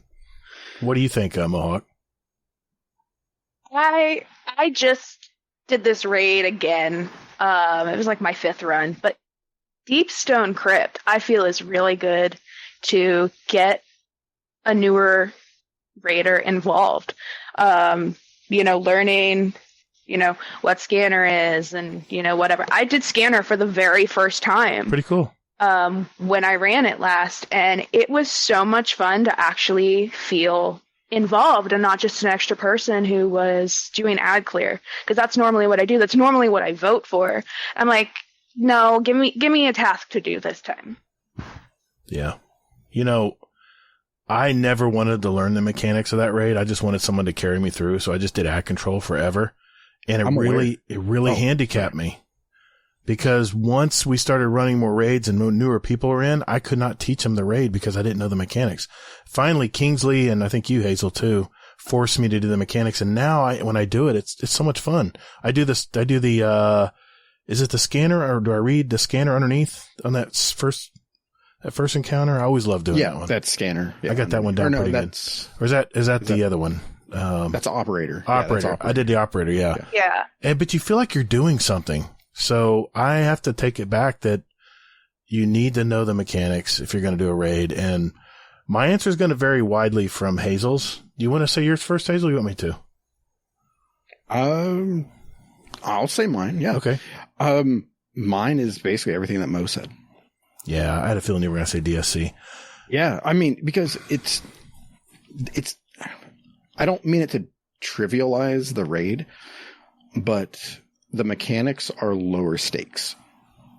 Yeah. Okay. You have a chance They're to fix forgiving, it. basically. Yeah. So, like, if you mess up, it's like, yeah, okay, somebody died, we'll just res them, that kind of thing. But it definitely holds your hand really, really well with saying, like, hey, this is the scanner. You look down and you see these little, things, and that's what you have to call out. The operator, you shoot this red thing that I tell you to shoot. It's basically just that. So. Yeah. And then suppressor is like, a twist. It's not like Ron where they're like, hey, go ahead and run this thing and shoot these things and everyone else will do ads. And then all of a sudden you get to the planets and they're like, hey, now we're going to throw something completely random at you that has no bearing on the rest of the raid. Here you go. And then you're back to running the orb again and that kind of thing for the final encounter. It's just really, really random and hackneyed. So, good. Yeah, I'm going to, of course, say the Ron, because here's the thing I like about the Ron raid. The people who've run it before can stick to doing ads and make it easier on the person running the encounter, on the first encounter. And once they get that mechanic down where they're, tying all the orb. I don't know what you call them. I want to say the orbs or the beacons. I think I say beacons. It's called something else, but you connect the beacons together and you run 4 lines of it all parallel. But here's the thing. The next encounter is the same mechanic. So it's reinforcing the person learning it the first time in the second one. And then just to throw it all on its head, that third encounter is all totally different. And it gives them a little bit of variety to try something new. And then the last encounter is back to the first encounter. It's back to doing the same thing with a little twist. But I just like the simplicity of the Ron raid, and it is forgiving too, because I've been kicked or knocked off a jump area somewhere, and I was able to rebound and come back most of the time and correct it. And it was a little forgiving. I thought it was anyway. So my opinion still is the Ron, because I've run so many people through that one. But I know we disagree on that one, but good question though. Yeah, very good question. Okay. Hammer Crasher says this is his last rant, so I want to give him lies. I know. Sorry. Just let him think that. But he has one more rant for us, and let's just play it. Hammer Crasher 32 here. This is my last thing that I'm going to send in about any of the YouTube Destiny drama stuff, and then I'm just gonna not look at that stuff anymore. But I watched a Patty Cakes video, and he's from what I've seen in the past, he's a really positive dude. And in his video, he was pretty, he was trying to stay positive, but he pretty much kind of said that he's got burnout on the game. He's like, I don't even really want to sign in and play. But that made me think, it's like, you guys made playing Destiny your job for 8-10 hours a day or whatever you do. I don't want to fucking go to work any night that I go to work. So, that's just kind of like normal, like to not want to go to work. And I wonder if these guys, the streamers, like negativity really comes down to they play the game way too fucking much, and they've made it their job, and they don't like their job anymore, and is their having a platform then sullying the well that is the Destiny community because they're not happy with their job anymore. That's what I think. I think they just need to get a different job. And I get to play 2 nights a week for quite a few hours at a time, but I'm still having a really fucking good time in the game. Except for the fishing. Fuck the fishing. I'm done with that. Oh, come on, anyway, man. What do you guys think? Catch you later. Yeah, that's a great question. I did not pre-listen to that, but I just had a good thought. I just had a feeling it'd be another rant. Mohawk, you want to start off? You have any impressions of what he's talking about? I feel like it's really with any game that professional streamers or streamers who make it their full-time job. Mm-hmm. I feel like they get burnt out. My biggest example of that, I used to really heavily play Dead by Daylight, and Monto, the only Monto was like one of the biggest icons of the game. We haven't seen him live for almost a year and a half. I mean, I know he has some shit go down, but I feel like he played it so much that he just doesn't care for the game anymore. And I mean, the game is in a really bad position anyway. Honestly, I feel like it's worse than Destiny, if that's possible. But yeah, I feel like streamers and streamers are okay to get burnt out over it. I feel, they're human too. But yeah, I think it's totally valid, for someone to get burnt out of a game, though I also don't feel that it's valid to try to bring the rest of the community down with, whatever they talk about it, whether it's in their stream or, their YouTube video, whatever. I do feel like that's crossing the line a little bit when it comes to like being part of the community versus like making it your job to, shit on a game. If that all makes sense. No, makes perfect sense. Yeah, it does. What do you think, Hazel? So when he was talking, it brought back that the old adage of, what was it? If you like what you do, you never work a day in your life. That's bullshit. Yeah. Even I agree. No, go ahead. Even if you enjoy what you do, it still becomes a job after a while. It's just what it is. I mean, and the problem though is, it's a systemic one when it comes to Twitch or Kick or whatever platform they're on, even YouTube, because they tie themselves to this video game. And then when times get low, like they are now, and they don't have any content to do, they don't have anything to do or anywhere to go because they're not going to bring in as much money. Like, fun fact, I've begun hate watching Astacross's videos about Diablo 4. So that way he'll get the fuck off of Destiny. So that way I can watch other people that I want to watch. About Destiny. Yeah. Yeah, I got you. Yeah. So that's a fun fact for you. Sorry, technical. I know you're probably mad at that one. But yeah, that's just, my thought. Right. So, what about you, Gator? I have the unique position that I do both. I work hard physically outside in the heat and nastiness out there, just like you, Hammer. And then I get to come inside and spend hours behind a monitor editing and putting clips together and all that good stuff. And God, I'm so thankful I don't have to do that it's more of a fun thing to do. But if I had to rely on paying my power bill based on something I cannot control, like how many people watch my video, it's stressful. Whatever you're doing physically out there in the world, mentally, streamers and YouTubers are feeling the same thing, but even worse on a mental health basis. And not defending him. And Patty Cakes was a guest of our show back in the day. Yeah, so good guy. But I'm not defending him, but I kind of understand where they're coming from. But sometimes complaining is content. I mean, was it Cactus HD was on one of the Destiny podcasts this week, and he said, yeah, if there's nothing on the TWAB, that's still content. The fact that there's nothing on the TWAB, I can complain about there's not enough in the TWAB, and that's content.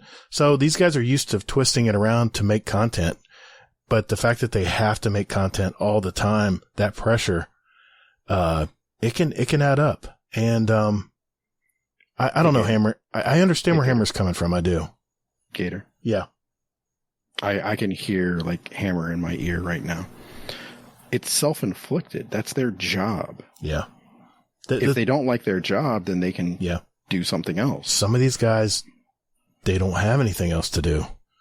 Some of these guys would probably be working at whatever minimum wage job. Oh, I'm not saying, I get it. There's always stuff open. There's always, there's always something. I get it. Whether you want to do it or not is a different issue. And the thing, want is different than need. The thing about streaming and hitching yourself to one game, it's just like these actors who get typecast, that they can't do anything else. No one else wants to hire them because they're known as that person on TV or whatever, movie or whatever.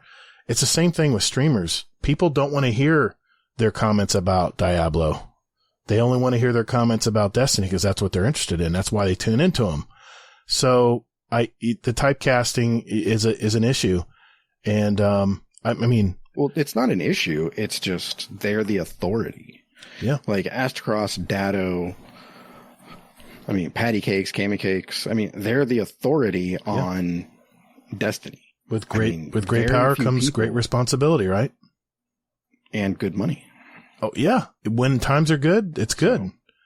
But it's feast or famine sometimes for these mid-level, content creators. It's where they're right there on the edge, right there on the line. And let's face it, only 2 to 5% make it above it, but not to get off the point. Questions? Yes. Let's keep moving on. All right. So, Mo, I'll leave it to you. All right. We've got a series of questions. We have some random questions, and then we have a series that have a theme to them. Should I hit the theme, or should I do the random ones first? Let's do the theme first. Oh, boy. I knew you were going to say that. Why ask? Okay. So... He wanted to make it appear that you had a choice. No, I was...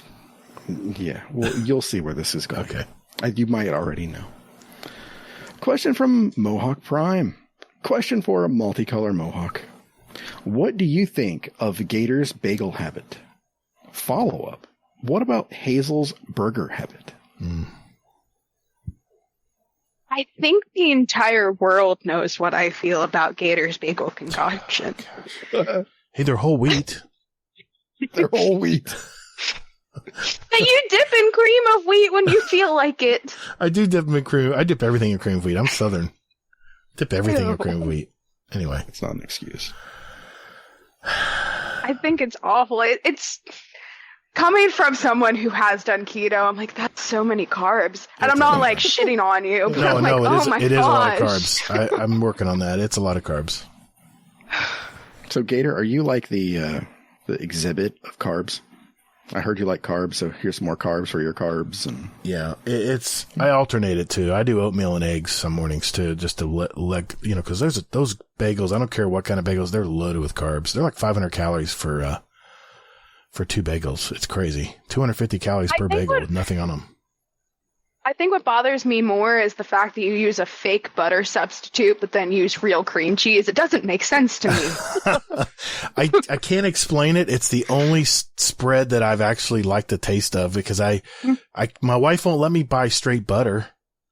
It's just too much fat in it. It's just really, and I know this stuff is processed, but it does have the polyunsaturated fats from the olive oil in it, but it's very dense in calories too. There's no easy way around it. And I've accustomed my taste to that spread, that smart balance, that anything else I taste is like, ugh. I mean, I have tried stuff with, almond butter too. It's not too bad, but it's still laden with calories. Very dense. Eventually, Hazel and I will bring you to the Irish butter side of town. Oh yeah. Carry gold for the win. Yeah, or if you're cheap like me, then you get the Aldi version. That's like a couple bucks cheaper. It still works. Yeah, there's not an Aldi near me, or else, yeah. Oh man, you're missing out. Yeah, that's the only place I shop for groceries, unless I need something immediate on my way. Okay, look into that. Carry gold, man. It'll change your life. You might actually sell your wife on getting like actual butter then. My wife's a big. They make a garlic and herb one. Yeah. Yeah. My wife's a big plant. She's all plant based. I mean, she's vegetarian, but she does eat steak. No. She does eat what is it? She eats. She does eat eggs. So she's a vegetarian that eats chicken eggs. Go figure. That's a vegetarian. You're probably thinking of a vegan that doesn't do dairy or eggs. We tried vegan for 60 days. I was miserable. See, it's so hard to do gluten-free and vegan because of things like seitan and tempeh that I think are all made with like wheat. And then you have like wheat fillers and things. It's ridiculous. There's a lot of crossover so ridiculous. in there. I know. It's tough. It's tough. Diets are tough. Believe me, I've been finicking with diets forever. What was the other question? Oh, Hazel's. Oh, there's no other question. Yeah, there's no other question. No, there is a question. Moving on. Hazel's deconstruction of hamburgers. I vaguely remember listening to this, and then I think I like tuned out because I couldn't handle listening to it, so I need a refresher. I love it. Okay, moving on now. Great. Yeah, this is great. So I basically will deconstruct my burger. So like I'll eat like the top bun first, and then like the condiments of lettuce and tomato and that kind of thing.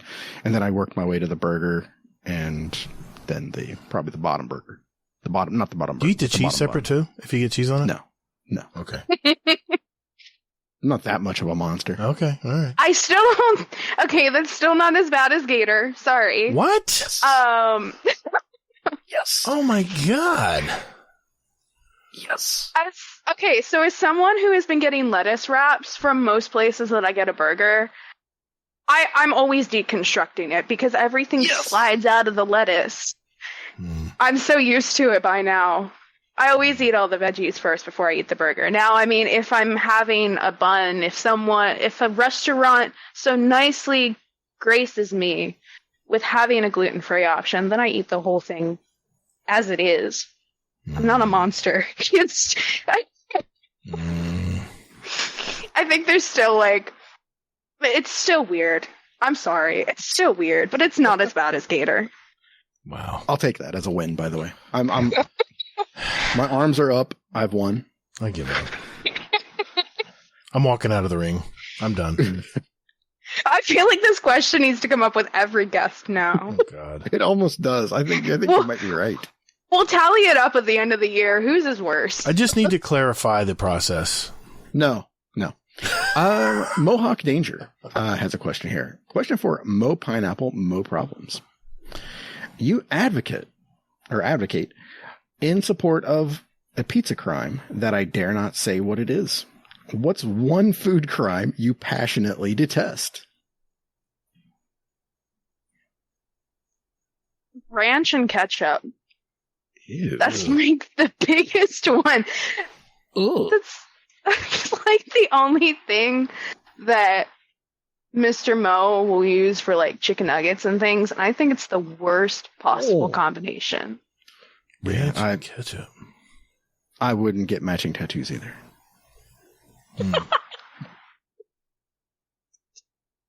I'm sorry. Other than that, have y'all seen like the fruit roll up and the chamoy and the tahini stuff going around? Yeah.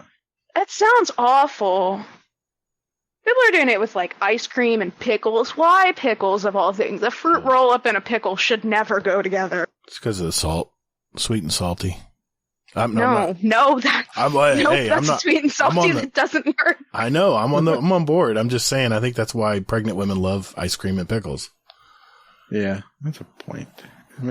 I mean, it's one of those things where I would want to try it once just to say I did, and I was either I threw up or I didn't.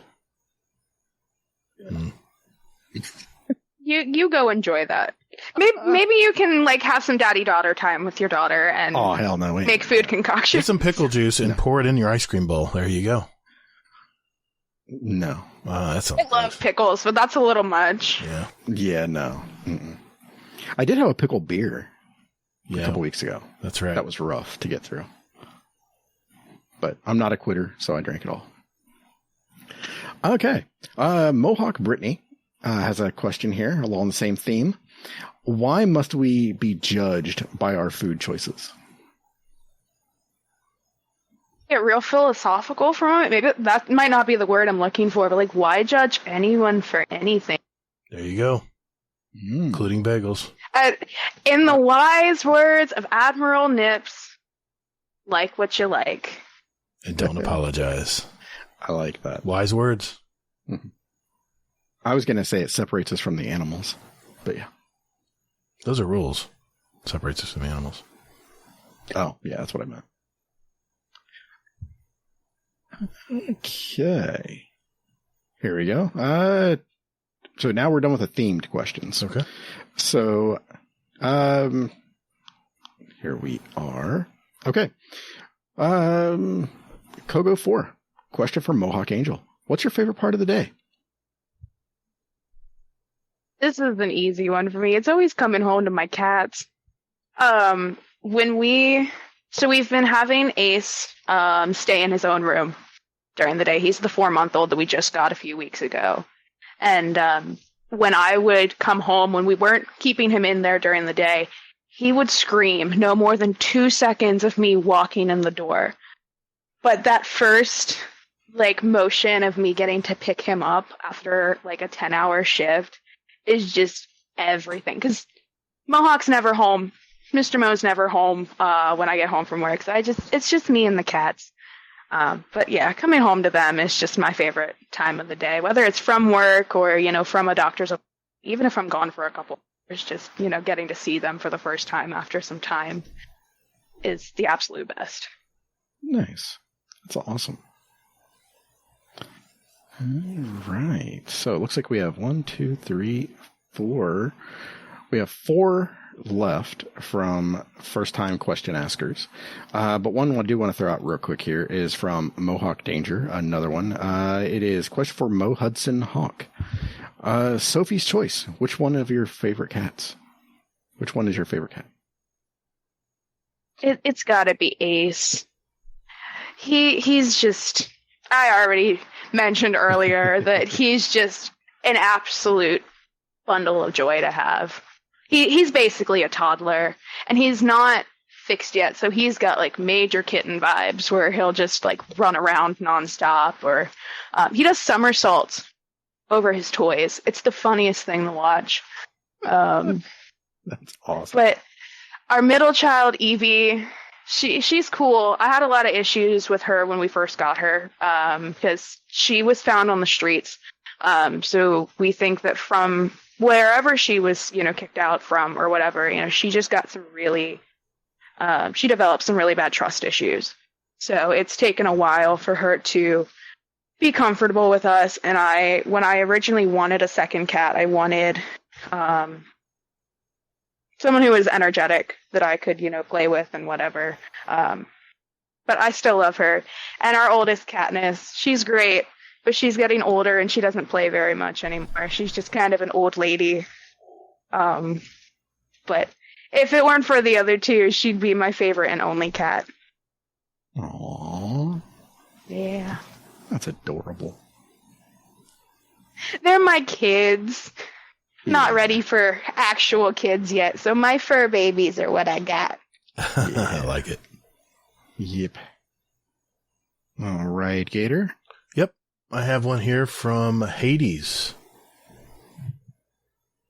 Yo, what up, guys? Hades here. I'm currently sat in the car park of a little pub in the middle of absolute nowhere. Really nice views, though. Waiting patiently for a tyre repair man. Because me and Pardis went out yesterday, and on the way back, lovely 5 miles away from the house, the space saver that has been on the car for a month and a bit over a month now decided it didn't want to be anymore. So obviously the spare tyre is dead, hence why the space saver was on. We're in the middle of absolute nowhere. It's great.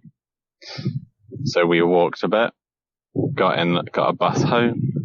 I took the spare tyre with me, thinking I might be able to get it sorted and then come back and do it.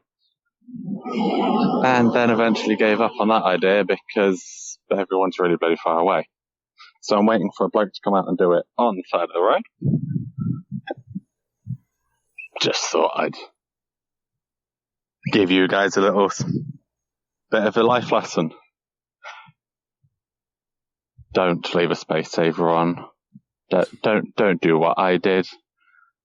If you got to use the spare wheel, get the other one sorted, because I think I only drove less than a quarter of a mile on this thing. And I'll send a picture into the Discord of what it looks like. It was 5 miles back. Oh god, this thing's dead. So I now need to find somewhere that sells space savers. Yeah. You guys ever done something this stupid? Love the show. Love you both. Bye. Thanks, Hades. Oh, man. Yeah, I feel you, man. Mohawk, anything, any, I should have done that better. Better moments? Nothing that I can That's think all right. of off You the don't have top to have of an my answer. head. That's cool. Hazel, you got one? I have one. I'm trying to think about, like, what the fuck was going through my head when I was doing it. And for the life of me, I can't remember. But there was like a snowbank, and I was trying to go over it for some reason. And pretty much I got, like, my front wheels over it. Oh, and by the way, this was a Honda Civic, by the way. Oh, front wheel drive. Gotcha. Yeah. So I got over it, and then I couldn't get off of it. I couldn't get over it, like, all the way. So I had my front wheels over, and I couldn't go anywhere. So yeah, I called a buddy of mine, and luckily he's a mechanic, and he's like, yeah, just basically just take a shovel and just start trying to chip away at the snow. So yeah, that's what I did. That for like sounds safe. Yeah. I don't know what the hell I was thinking. I really, truly don't. But yeah, so that's what I was doing, was chipping at the snow enough so I could lower my car and not kill myself or break our shovel. That was about it. What snow again? Never mind. Yeah, tire issues have been the bane of my existence. Everybody's having their roofs done, roofs fixed down here in Florida, and there's always nails everywhere.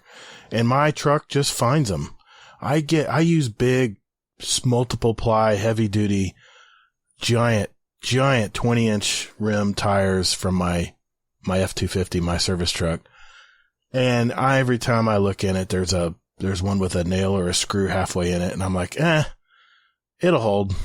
And I'll be on the highway far from home when it decides not to hold, with full weight of course, a full weight on them as well. And there's nothing like being on the side of I-4 or the highway somewhere and cars buzzing by your ass while you're trying to change a tire.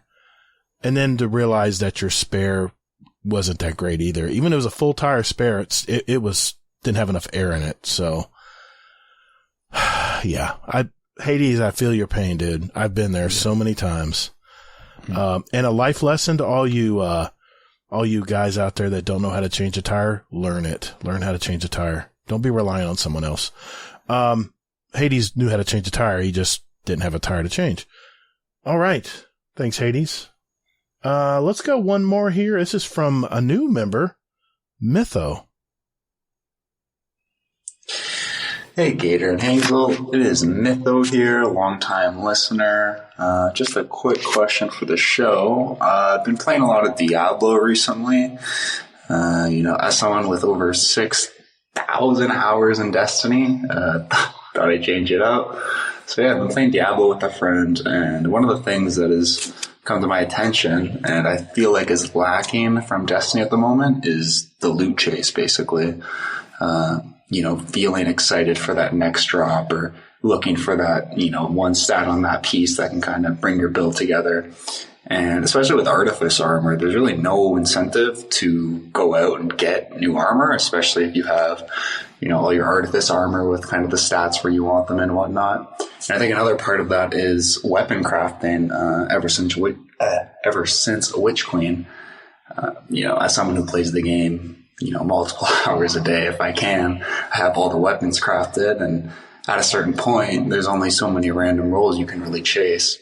And I know Gator in the past has reveled in weapon crafting, but I honestly think it's done more harm than good, especially for, committed players who like spending a lot of time in the game. So yeah, that's my question for the show. Do you think Destiny 2 has lost its loot chase?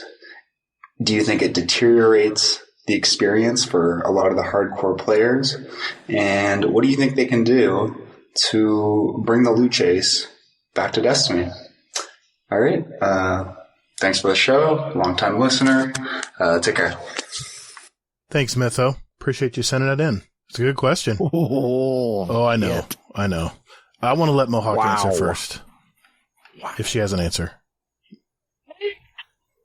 As someone who, isn't as hardcore into the game so much, when I do get to play, I definitely do, chase after what I want. Like, I'm hopping into a raid to get a raid exotic because I still have yet to get one. But besides that, I feel like, if you are like a seasoned player, a hardcore player, then that loot chase is just kind of gone. Like, you have your builds by now, and until like a new weapon comes out that you're like, oh my gosh, this could like really, really make my build.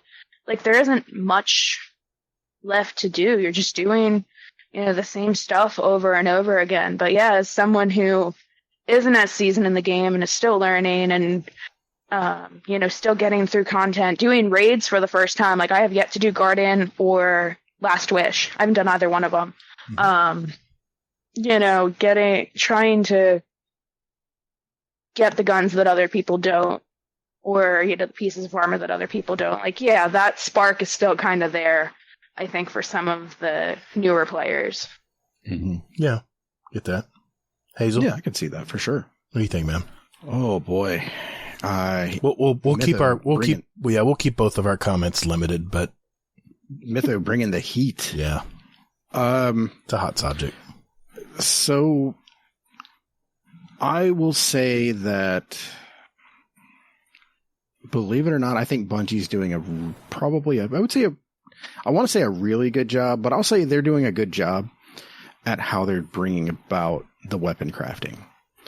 Because, and what I mean by that is that the weapons that you can craft, they're good, but they're not the best in the game. They're not overpowered.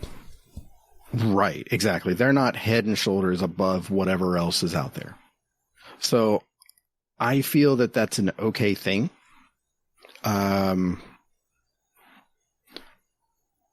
Because, not every weapon is craftable, i.e. the funnel web, which is a phenomenal SMG. So that way, you can still get those, and you can still,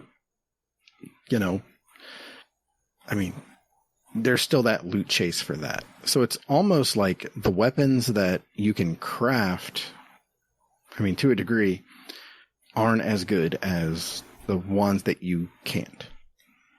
Mm-hmm. That's a controversial topic, but I know. So, yeah. Did you finish your point? So make sure you got it. Yeah, I'll leave it at that. Yeah, I'm going to keep it brief too, because we could have a whole show on this, really. Weapon crafting, let's start there. I think it's a great thing Bungie added, because even though these weapons aren't more powerful necessarily, they give you options to make the weapon adapt to your style of play, and that's what I love about weapon crafting. I'll leave it at that. So I think it's a good thing for the game. The thing I'm getting irritated, and I've had comments, by the way, about the loot chase from some of my recent videos I put out, and that's the reason people are not happy. And I have to say, I agree. The loot, it seems like there was a point where where Bungie got really conservative as far as what kinds of weapons and perks to drop. It seems like they're so worried about balance in the game, where Diablo 4 is just throwing everything at you, from what I hear. There's loot. You get so much loot, you're throwing away loot. Almost reminds me of like Borderlands. Remember Borderlands? You get an explosion of guns after you kill a boss, and you're like picking through them, and you're like, it's good, but I got something better. And you're always looking for that better gun. There's always that chase. Destiny seems to be so worried about balance and not getting too crazy about, killing stuff with the weapons. And this is where I really... Well, it's power creep, though. I know it is, but I think they're more worried about what it can do in Crucible than in PvE. And I know there's PvE people out there who exploit stuff too, but it's definitely more on the PvP side, where they're so worried about stuff affecting other people's games, or stuffing like the submachine gun that came out that everyone was complaining about, and they've already nerfed it. So, I'm going to keep it brief, but I think Bungie needs to be a little more liberal with with any kind of loot in the game.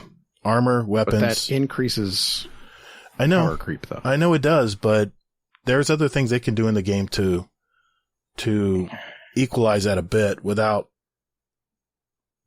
being too crazy and too conservative on It's the loot drops. But you just said you want them to be more liberal. That's what I meant. I meant they're being too conservative, and they need to be a little more liberal with loot drops.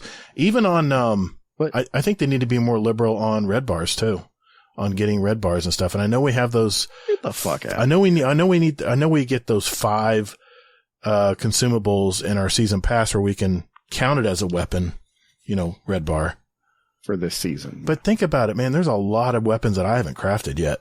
I'm still waiting to get the right drops on. Play the game. I know I play the game. I play the game a lot. But, yeah, I mean, I kind of have to agree. I so want to dig in with this. But no, let's not. Yeah. Yeah. Oh, yeah. Congratulations. You may have sparked a topic for the future. There we go. Hey, show feedback channel in our Discord, folks. Let us know. Let us know. I love that question so much. Yep. All right. What else we got in the Discord, Hazel? I'm looking at the clock here. Yep. So, Raffi, Hunter Vanguard, question for Hawks of Mo and Angels. Goop Troop Raid. Who's your fire team? This was the best and worst question that I read today. That's what Raffi does. He separates he gets everybody pissed off. I had the first 4 picked out like almost immediately, and the 5th one I was stuck between like 3 people. But I picked Toll the Bell, Raffi, Scarlet KM, Danger Powers, and Technical. It's a solid team. Nice. It's a solid team. Yep. I'm surprised Mullet wasn't mentioned, but that's okay. I haven't played with Mullet yet. Okay, that's why. There we go. Yeah. I'm not sparking anything. Carry on. He's just like, don't you fucking start. Pretty much. Yeah. But you are. I can hear you saying it. Go ahead. Okay. So, here we are. Question from, I believe it's Raisins. Or Rans. Okay. Question for Motorious ANG. What's your favorite Destiny 1 or Destiny 2 destination? There's a lot of Destin in there. And or PvP map. I never played Destiny 1. But I really like Nessus, and I said that earlier, I think in like a speedrun question or something. Mm-hmm. I love the vibe of Nessus. It's so pretty. And I know not everyone likes fishing on there, but it's pretty to look at while you're fishing, in my opinion. But yeah, that's for destination. And then PvP map, I can't decide between Anomaly or Wormhaven. And if you look at different articles, Wormhaven is at the very top of the list, and Anomaly is at the very bottom. So not following the crowd either way, I guess. Don't have to. No. Yep. Hasn't stopped me. Right. Okay, question from MohawkAngel. Question for the Fairy Barbarian. What is the best D&D class, and why is it Rangers? I've never played a Ranger, so I don't know. The only characters I've ever played are a Hexblade Warlock and a Fairy Barbarian. But in terms of actual D&D, like class abilities and things, I feel like rogues are best. Like they can do anything at every point. Like they're just, they're the most diverse class. And that's factual. Forget like opinion. Like they can do anything and everything. So. Very nice. Yeah. Not controversial, I'm sure. All right. So that is actually all of the questions from people that have asked a one-time question. So we still have a couple others out there that if you want, you can go ahead and answer for them. I don't know if these two had if you have any feedback on this, but Mohawk Prime says, question for Mohawk from the heavens. why does Mohawk Brittany butt into conversations or conversions that she's not part of? And then Brittany asks, question for Mohawk of Angels. Why does Mohawk Prime always have to stir the pot? My question to both of them is, why are they always bickering? I started... So when Brittany went on, like, her maternity leave, I'm going to call it maternity leave because she wasn't very active with, anything. Obviously. Yeah. But yeah, I bullied Rodimus while she was gone because I felt like it needed to happen, and I'm on Team Brittany. I feel like it's just a Team Brittany thing to always, shit on Rodimus at this point. Nice. I like that. We need more of that in the world. No, I'm not. No, I'm not saying nothing. No, I'm good. I'm good. Right. How about a Destiny? So, yeah. We have any Destiny questions? Yeah, we actually had a couple here.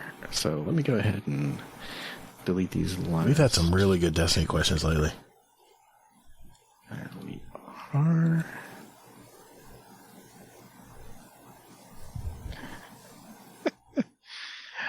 Okay, so.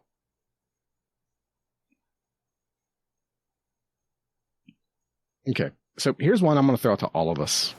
It's from Ace Mordor. The final form is done. You are in charge of Destiny 3. What will you do first? Will there be a VR version? Probably not. Can you have some people use a VR headset as a platform option? I think somebody really wants a VR version of Destiny. We always go to you first. I think the VR sort of adaptation of games is just getting out of control. I'll go back to Dead by Daylight. I guess there was talk of them doing a VR version of that. I have no idea how that would even happen. I feel like, I don't know, I would be scared shitless to play it. I can't imagine doing VR Destiny. I don't know. I don't even have like the mindset of thinking about a Destiny 3 because I can barely get through Destiny 2. And if I really wanted to, I can go back and play the first one. Mm-hmm. Still available. I think there's still so much to uncover. Yeah. And I mean, you guys spend hours a week, playing it. Mm-hmm. So I'm sure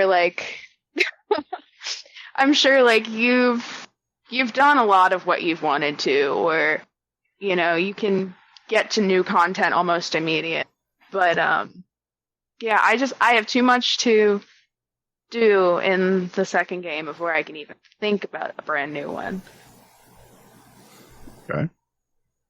Gator?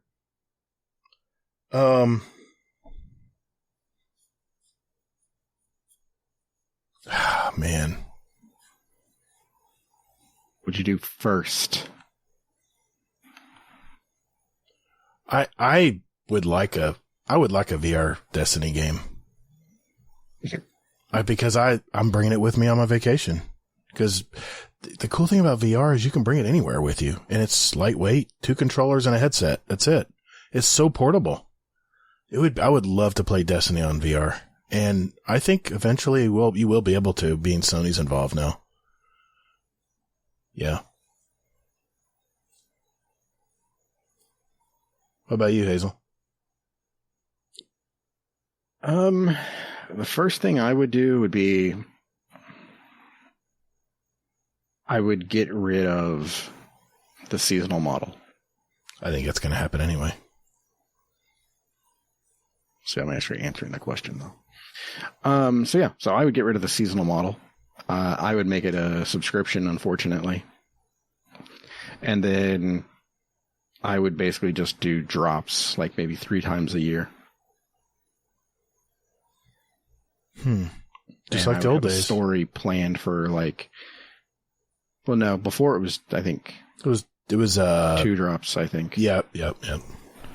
So, but yeah, that's That's what I would do. Is I'd have a coherent story, and it would be cut up so that way people would stop bitching about like, oh my God, Destiny or Bungie cut out the campaign and put it across the seasons. Oh my God, this is terrible. I heard those. Yeah. I just want to say that I was right because it just makes sense. What a thought. Yeah. We've done everything. There's nothing else to play. I mean, that's the way it used to be back when they only did 2 drops. I remember the Mars expansion that came out. People blew through it in 2 weeks and said, there's nothing left. There was nothing time gated, so they blasted through it. And that's why Bungie's trying to space stuff out where people pace themselves. I'm telling you, man, gaming is at the highest level right now. It is probably the number one thing people do for entertainment, and people are ravenous for entertainment. I heard today on a podcast that the Diablo campaign, I haven't played it. I wonder how long it took to make that campaign. Probably a year and a half, 2 years maybe? The campaign? Just guessing from what most people, define the campaign. Well, the story of Diablo. World or the... Oh, well, whatever the story is, where you finish the story first and then they got the seasons coming out, right? Well, it's open world, so I would imagine that they're pretty much just like reusing assets and things along those lines. God forbid. Well, it's still the same world. It's right. Let's just say it took them a year to make it. Let me keep it conservative. I had someone say that in a day and a half they completed the whole campaign. So for a whole year of development time, we consume it in 2 days. There's no way they're going to be able to keep up. There's no way. So it's always going to be an issue. But I think that's the rare case, though. You think so? People burn through games, man. There's some grinders that just burn through stuff. And I'm of the mindset that why not pace yourself and enjoy the game? Mainly out of necessity because I can't grind like I used to. But I used to put the time in, but it's still, I kind of like the way that Bungie spreads stuff out. It forces you to take a break and not go crazy.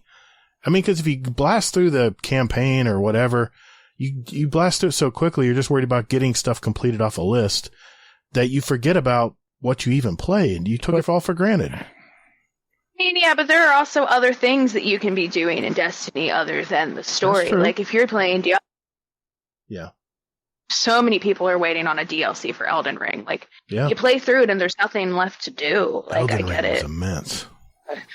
Yeah. It was immense. Yeah. Well, anyway, I won't belabor the point. Way to just pirate the fucking question. Sorry. So yeah. There you go, Gator. Just yeah.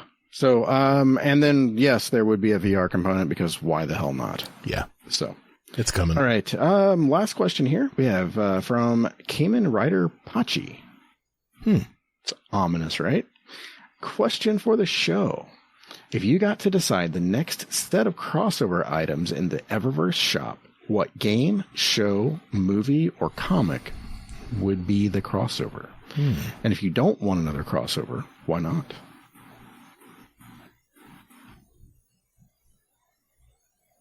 What do you think, Mohawk? That's a hard question. My first thought is already like, this sounds so stupid, but if for some reason we had like Fall Guys, because I mean Fall Guys already had Destiny. They already did a crossover, but like I don't even know how that would work. But like a more viable idea is like an anime crossover. I think Demon Slayer would be really cool. There's a couple. Yeah. Which, by the way, I need to finish the season. I know that you have, but I need to finish it. Yeah. I broke down. I saved like the last 4 episodes so I could just binge them. Because it's all out now. It's all subtitled, so. Yeah. Gator? I would go with, I think there needs to be more Transformers. I know they kind of did it with that Halloween event, but I'd like to see more Transformers in the game. What? I like Transformers, man. I think they make cool Because the theme's pretty close. The theme's pretty close, too. You just don't like any of my answers tonight. No, because they're just so vanilla. Well, I mean, what would you pick? What would you pick as a crossover, or would you? So my first thought was actually, like, I'm not saying it's a good idea. I'm just saying, like, it'd be kind of cool, I think, to see The Simpsons. Ooh. No. That's a little too tongue-in-cheek for me.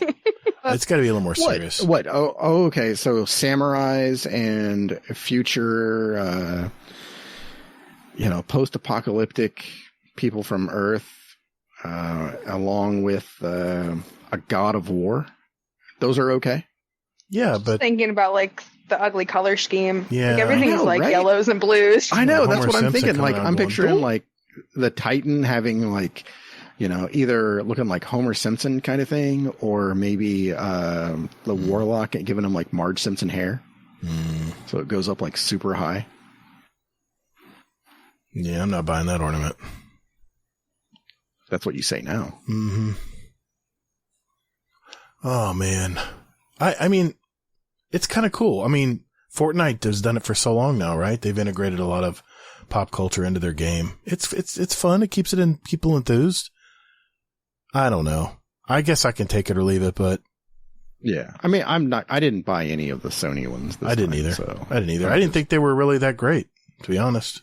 They were kind of vanilla to me. Yeah. I mean, they kind of were. There was a lot of subtle cues of the theme, but it wasn't an overbearing theme. It wasn't obvious. Yeah. Yeah. Like, give me the, like a full samurai set, like well, we already had that, I guess, actually from the, what was it? The Iron Banner. Yeah, exactly. It just seemed to me like that last Sony crossover gear, it did seem like they just really didn't spend a lot of time on it.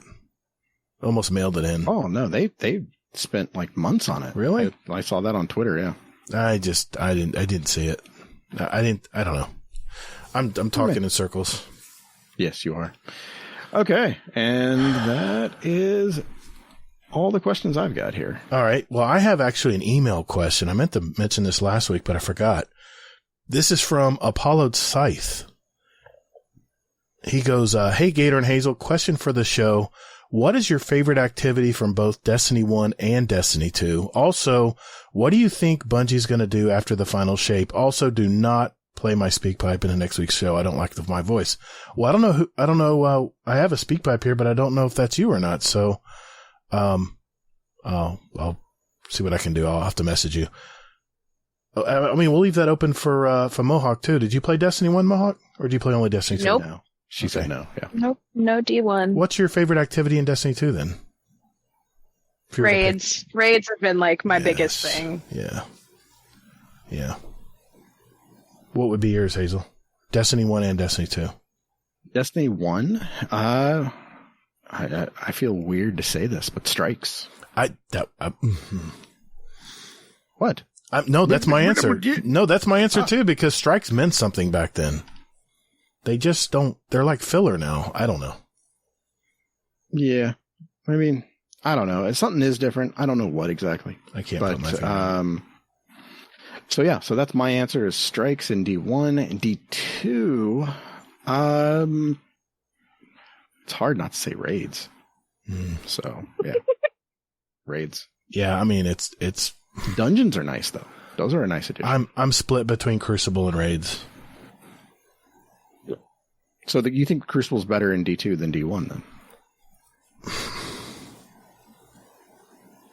Gun feel, obviously 60 frames, yes. Why can't you just answer a question? 100. Well, yes, I do, because like, it's 120 frames on PS5. It's much crisper. It's much more clear. Okay. I'm playing 4K, 120 frames. Question asked, question answered. Look at that. Look at that. All right. Send all your hate mail to him. All right. There you go. All of the people that think that D1 is better than D2. There we go. Dare I say, I also really enjoy Gambit. I don't get to play it often because I don't like to play it solo, but I do like Gambit. It's entertainment with a group. It is, I should say. Yeah. He also asked, what do we think is going to be after the final shape? I have an opinion here. A new opinion. I know we've talked about this before. I'm curious what Mohawk thinks, though. after Final Shape? No idea. I feel like I'm so far behind that I don't really have an answer for it. I mean, I don't think anyone knows, so I think any guess that you throw out would be acceptable. What would you like to see after Final Shape? Let's leave it there. A PvP game solely. It's an extraction shooter. Why you got to go there? That would be amazing. Do you feel that like a more PvP based game would be pretty cool, where like you don't have to, I don't know, you don't have to always fight for loot to like have the best, loadout possible against a group of people or, gambit, whatever it is. I think that might be pretty cool. Yeah.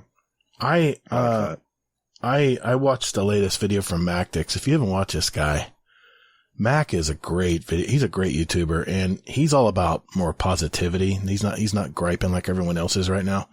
And he talked about a possible Destiny 3. Well, he didn't say that specifically, but he took a clue off of the whiteboard where they were showing all the expansions and all the redacted stuff.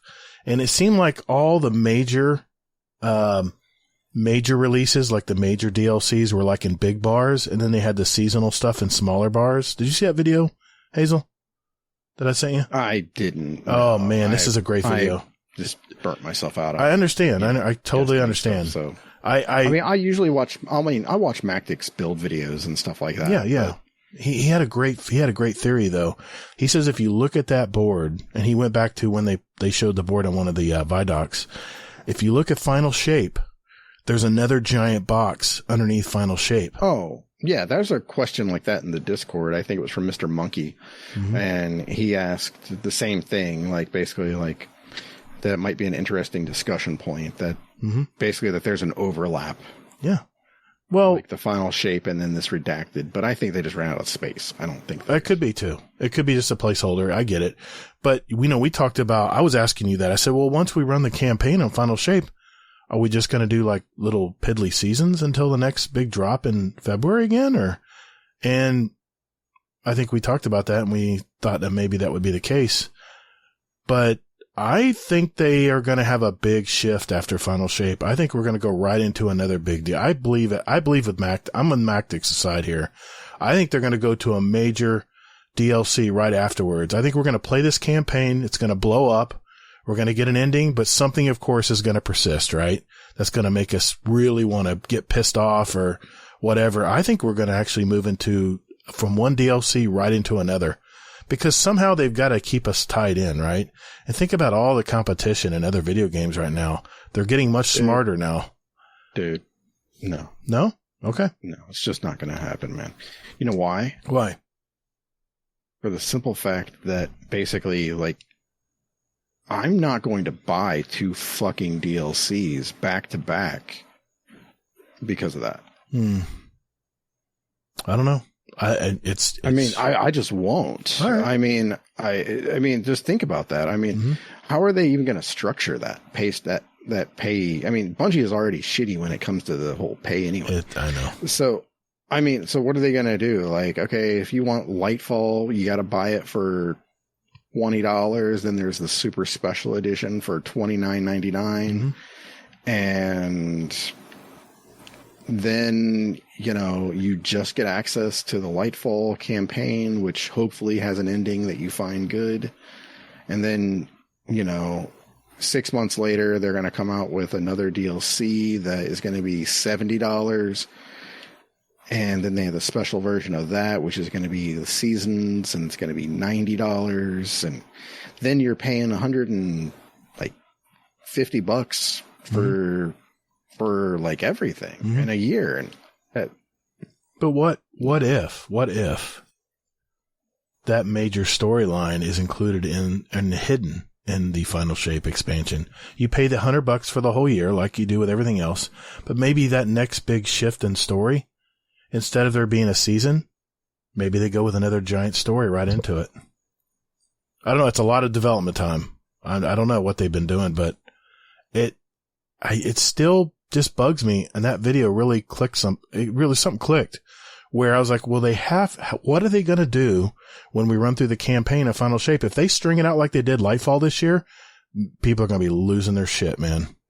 I don't know. I just think Bungie needs to be clearer about it if they do that. I get that. But, and then people would be like, oh, well, no wonder. I don't give a shit. Well, I mean, they can't give it away, though. They can't tell you, part of the Final Shape is we're having another big story shift. I think they're going to surprise us with it. I really do.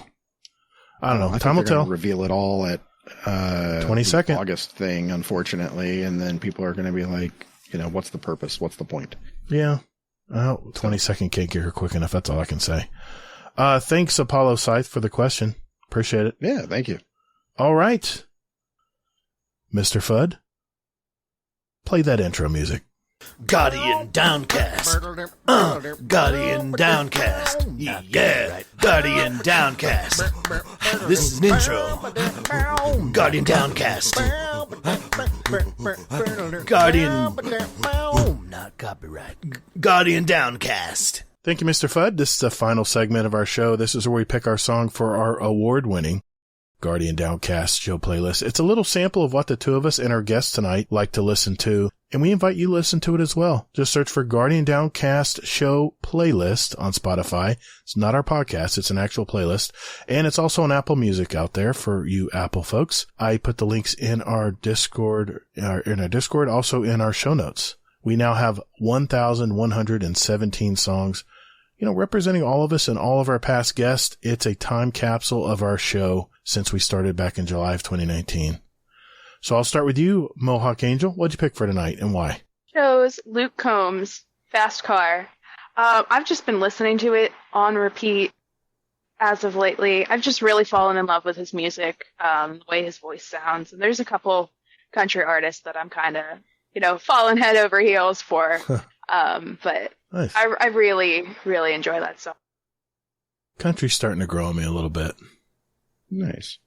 Okay, Hazel, what are you picking tonight? All right. So, somebody, a listener, gave me a song pick. They were like, hey, if you need a song, go with this. So, I went ahead and I went with it from a fellow Swiftie. There we go. I said it. It is from Hades, and he wanted me to add Speak Now, the Taylor version. Oh, yeah. Her new album. Nice. Just released, today? Yeah. Taking charge of her own music. Ballsy. Okay. When we had Kogo 4 on last week, he picked Immigrant Song, and it kind of gave me the nostalgia vibes. So tonight I chose a song from a lead singer of Led Zeppelin, but one of his solo albums. This song just rattles in my head once I listen to it one time. It's from his 2005 album, Mighty Rearranger. It's the 74-year-old rocker from West Midlands County in the UK who still is going at it today. In fact, tonight, he is live in Montreal with Alison Krauss. So, guy's still rocking, man. It's great. It's Robert Plant, of course, with his song, Shine It All Around. Check it out. All right. We have our drawing for the question of the month tonight. All right. This one is from Minor. Hello. Scumdeath here. Dudes. This is Minor. Hey, just getting on here while I watch The Matrix. Answering the question of the month in should we compare D2 to D1? And my answer is no. Hell no. Fuck no. How many of you still play D1?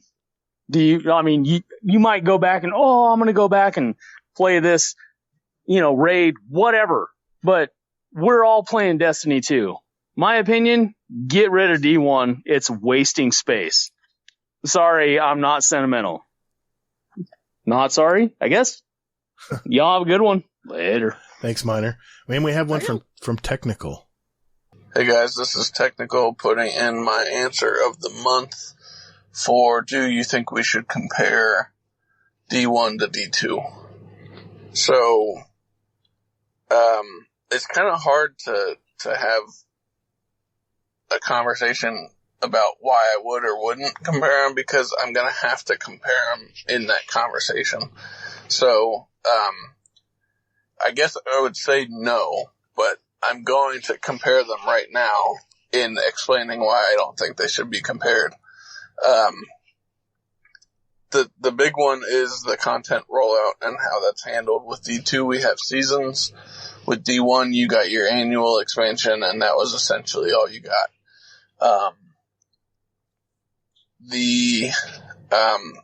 Obviously within weapons and supers and subclasses and everything, we have so much more. We have so many more options in D2. Obviously, we lost a few things from D1 that I think a lot of people would have wished we kept. I think Blade Dancer is the number one thing I see people saying. I really wish we kept that from D1. But in general, the two games are quite different.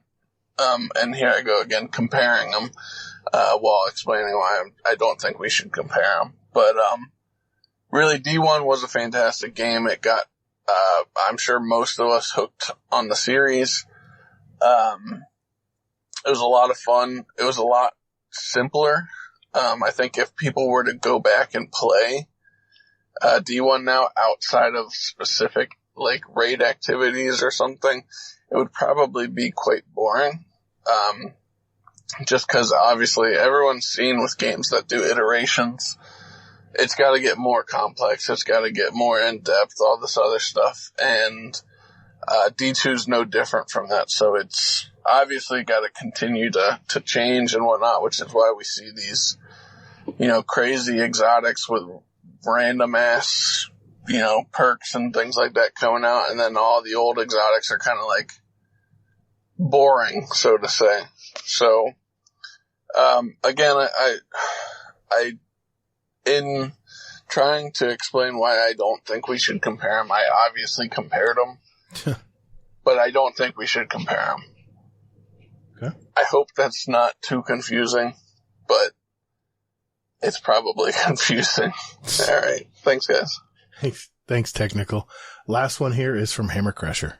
Crasher 32 here with my answer of the month of should we compare Destiny 2 to Destiny 1? And yeah, sure, why not?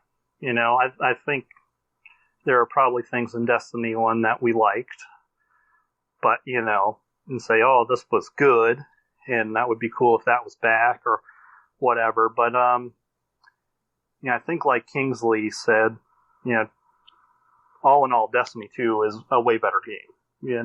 There's a lot more, a lot of quality of life improvements. The game runs better when servers are up, and all that stuff. And whenever we look back at, y'all look back at Destiny 1, not so much me. I only have 12 hours in there, but you're looking back with rose-colored glasses. That's like me looking back on BMX from like the late 90s, early 2000s. I loved that time in BMX, and I remember it fondly. But it wasn't better. I mean, bikes were 40 pounds. You had to be a strong person to be able to ride back then, and now bikes are lighter. Maybe not as strong, but they hold up. But now guys are doing like triple tail whip backflip to bar spins, and that just wasn't possible back then. So BMX is better now, but I remember BMX back then fondly. I think it's the same way with Destiny 2 and Destiny 1. They're different animals. Destiny 1 is where things started, but they are better now, whether you want to realize it or not. All right. Thanks, Hammer Crusher. That concludes all of our speak pipes for Question of the Month this week, or I should say this month. So that means we are going to have a drawing, 2 drawings actually. The first drawing is going to be for a $25 Amazon gift card. And the second drawing is going to be for our SpeakPipe answers only, and that is going to be for some podcast merch. So I'm going to start out with, I'm getting everything numbered here real quick. Mohawk, I'm going to have you pick 2 numbers here in a minute, so think about those numbers. And I'll tell you the range here. Wow, okay. It's going to be a real simple drawing. We have 9 answers total.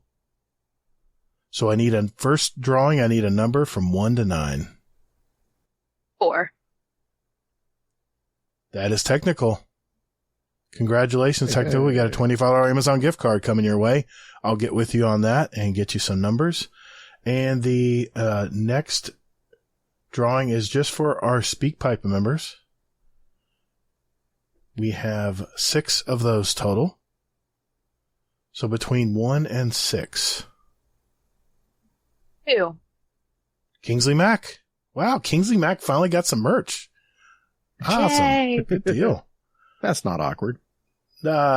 Sure, he'll wear it. I guarantee he'll wear it when I meet him next, and then he'll take it off when he gets home. Yeah. All right, well, congrats, guys. Kingsley Mack. I'm writing it down here so I don't forget. Congrats, everyone. Next week, we will have our question of the month for July, so stay tuned to that. And it's going to be a real quick turnaround on this month, so you'll have just a couple weeks to put in a question.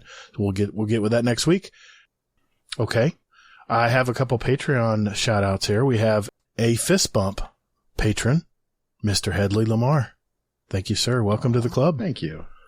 Awesome. I want to give out a shout-out to our Dungeon Champion patrons. That would be Scoot, Technical, Oh Hey Redneck, Toll the Bell, Raffy, Waffle, Mullet, Nitro TJ, Darth the Noodle, Nico aka Jersey, Smiter, and Crow. And of course our OG Raid Boss patrons from day one. That would be Jealous and Frostbite. Also, Raid Boss patrons Shadow Flu, QCC Tim. I'm never going to get this right. TL Tim and Lucky Shifts. Thank you, gentlemen, for giving back to our community. Quick thank you to all of our patrons out there. You know you are out there. Giving back to our show and our community has really been great. Hazel and I, again, thank you for all of that. Because of our patrons, you can enjoy our podcast commercial free. So please thank those Gold Badge members in our Discord. If you get the chance, they single-handedly fund our show, our Discord, our giveaways, everything that we do for our community. So thank you for that. If you find that you've gotten a little value out of our show today and you want to give back to our community, visit patreon.com/support Guardian Downcast. The link will be in our show description down below. And remember to leave your Discord gamer tag so we can give you a shout out on the show. MohawkAngel, thank you for coming on the show tonight. That was a lot of fun. Thanks for having me. Thank you. This has been really great. I mean, it's a lot of fun to hear perspectives from all kinds of different community members. And, it was just awesome having you on tonight. So I thank you very much for that. Is there someone you want to give a shout out to in the Discord, or do you want to let people know where they can reach you? But you can reach me on Twitter. I don't even remember my own Twitter tag. It's all right. Take your time. It is R1_R2_K3. It's the same with my Instagram.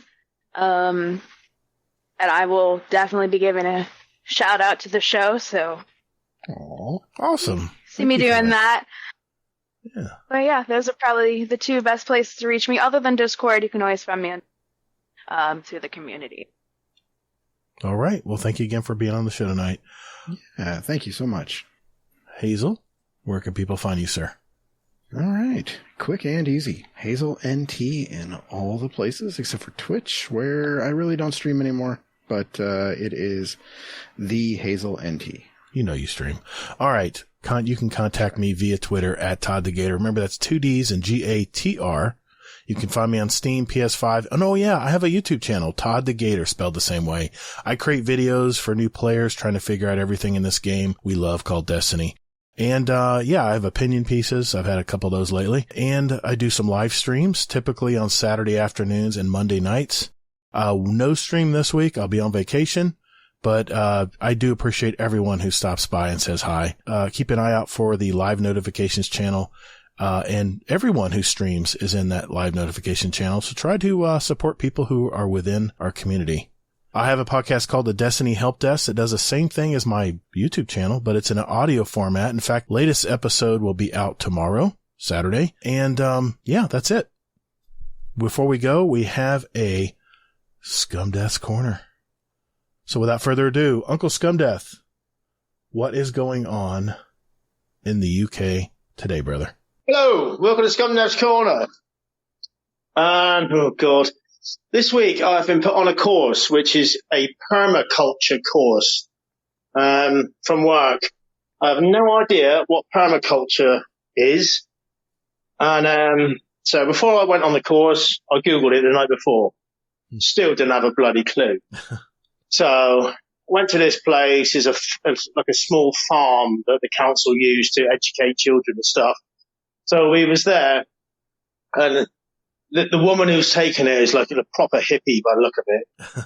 So she's like, right, what we're going to do first is we're going to sit here in a circle, and we're going to close our eyes. We're going to do some meditation. And I'm thinking, oh, fucking hell, here we go.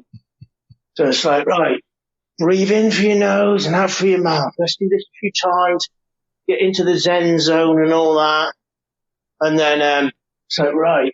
Now, listen through your left ear. What can you hear? And by this farm, they've just built this massive bloody road. There's like, all I can hear is cars and motorbikes going down. But listen through your left ear. What can you hear? And I can hear construction and all this, you know. I can't hear fucking birds tweeting or anything. And then it's like, oh, right now, keep your eyes closed, but look through your eyelids. And now lift your eyelids up. And walk around this, it's like an allotment type area. Walk around this allotment with your eyes all soft focused and see what you can see for your peripheral vision. I'm like, oh, get fucked. This ain't my bag, like, you know. And that was day one, that was yesterday. And then today we were in the woods. And it's like, right, we're going to start with meditation today. And I'm like, oh, you can all get fucked. They all had their eyes closed and that. So we're in the woods and it's like, right. You know, the same type of thing, but like walk around the woods and using your peripheral vision. So I just fucked off down by this stream and text me brother. I'm going, mate, this is fucked up. I'd rather be cutting grass at work than bloody meditating in the bloody woods. And then it's like, right, we've got a length of rope here with 5 notches on it, 5 knots. Stand on a knot and then tell us, like, every knot you stand on, tell us a big part of your life, and then when you get to the end knot, tell us why you're on this permaculture course. So I said a load of stuff like about my work life on every knot. And when I got to the end knot, I said, well, I ain't got a clue about permaculture. And the reason I'm here is because my boss told me to. And it's like, fuck me. So it's Friday now and I've just finished. And I got another 3 days of it. Monday, Tuesday, Wednesday. It's like, oh, get fucked. So wish me luck. Fuck's sake. Fuck this shit. Fuck meditation. It's not for me. Bye. Did he ever figure out what permaculture was? I'm still wondering. Shit. Oh my gosh. Well, hey everyone. Remember, as you're playing Season of the Deep, remember to take breaks and get outside and touch grass.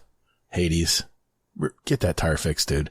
Hey everyone, remember, we only get one playthrough in this world, so make it count, and more importantly, be good to your fellow Guardians in the Destinyverse. Defeat is not surrender, Guardian. Thank you all so very much for listening.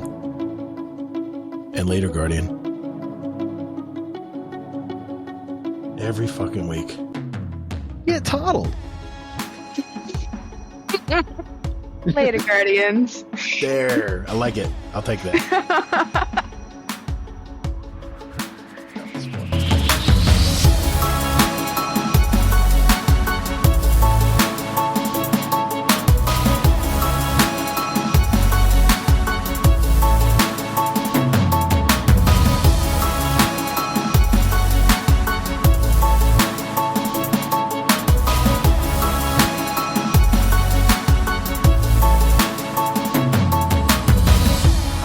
Nice job.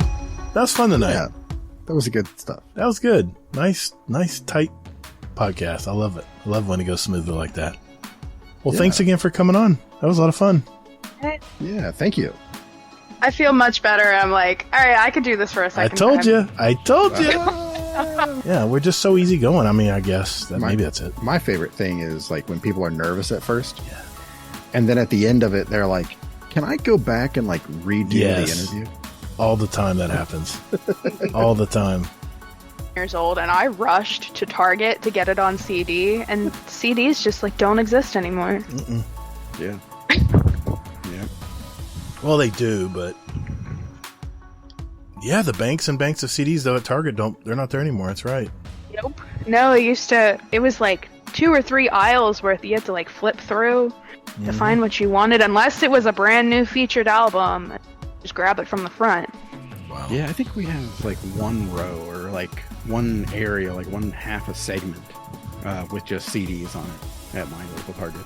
Yeah. It's usually an end cap for me. It's like an end cap, and that's it. It's like the featured album. That's all it's there. Well, now everyone wants to collect vinyls, or if they do get a CD, they want it to be signed. Good luck. Yeah. Those are easy to come by. Yeah. Good luck getting close to Taylor Swift. Yeah, exactly. So.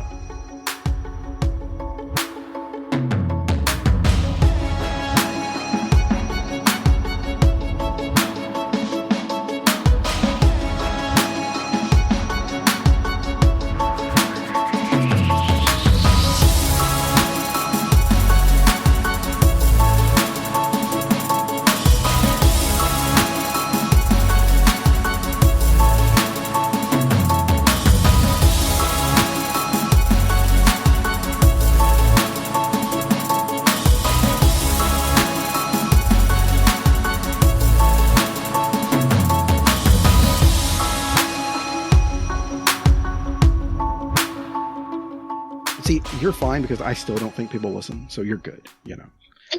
You're just proving my point, so I appreciate that. I gave her all the spiel that we always give everybody, but yeah, it's gonna be a fun night. I told her to make sure, you know, that she interrupted us and don't let us talk over her. Oh, yeah. I mean, trust me, I don't think that's gonna be an issue. Okay. I love it. I love input. I want to hear from everyone. Okay. We ready to go? Ready. Yeah. Let's do this.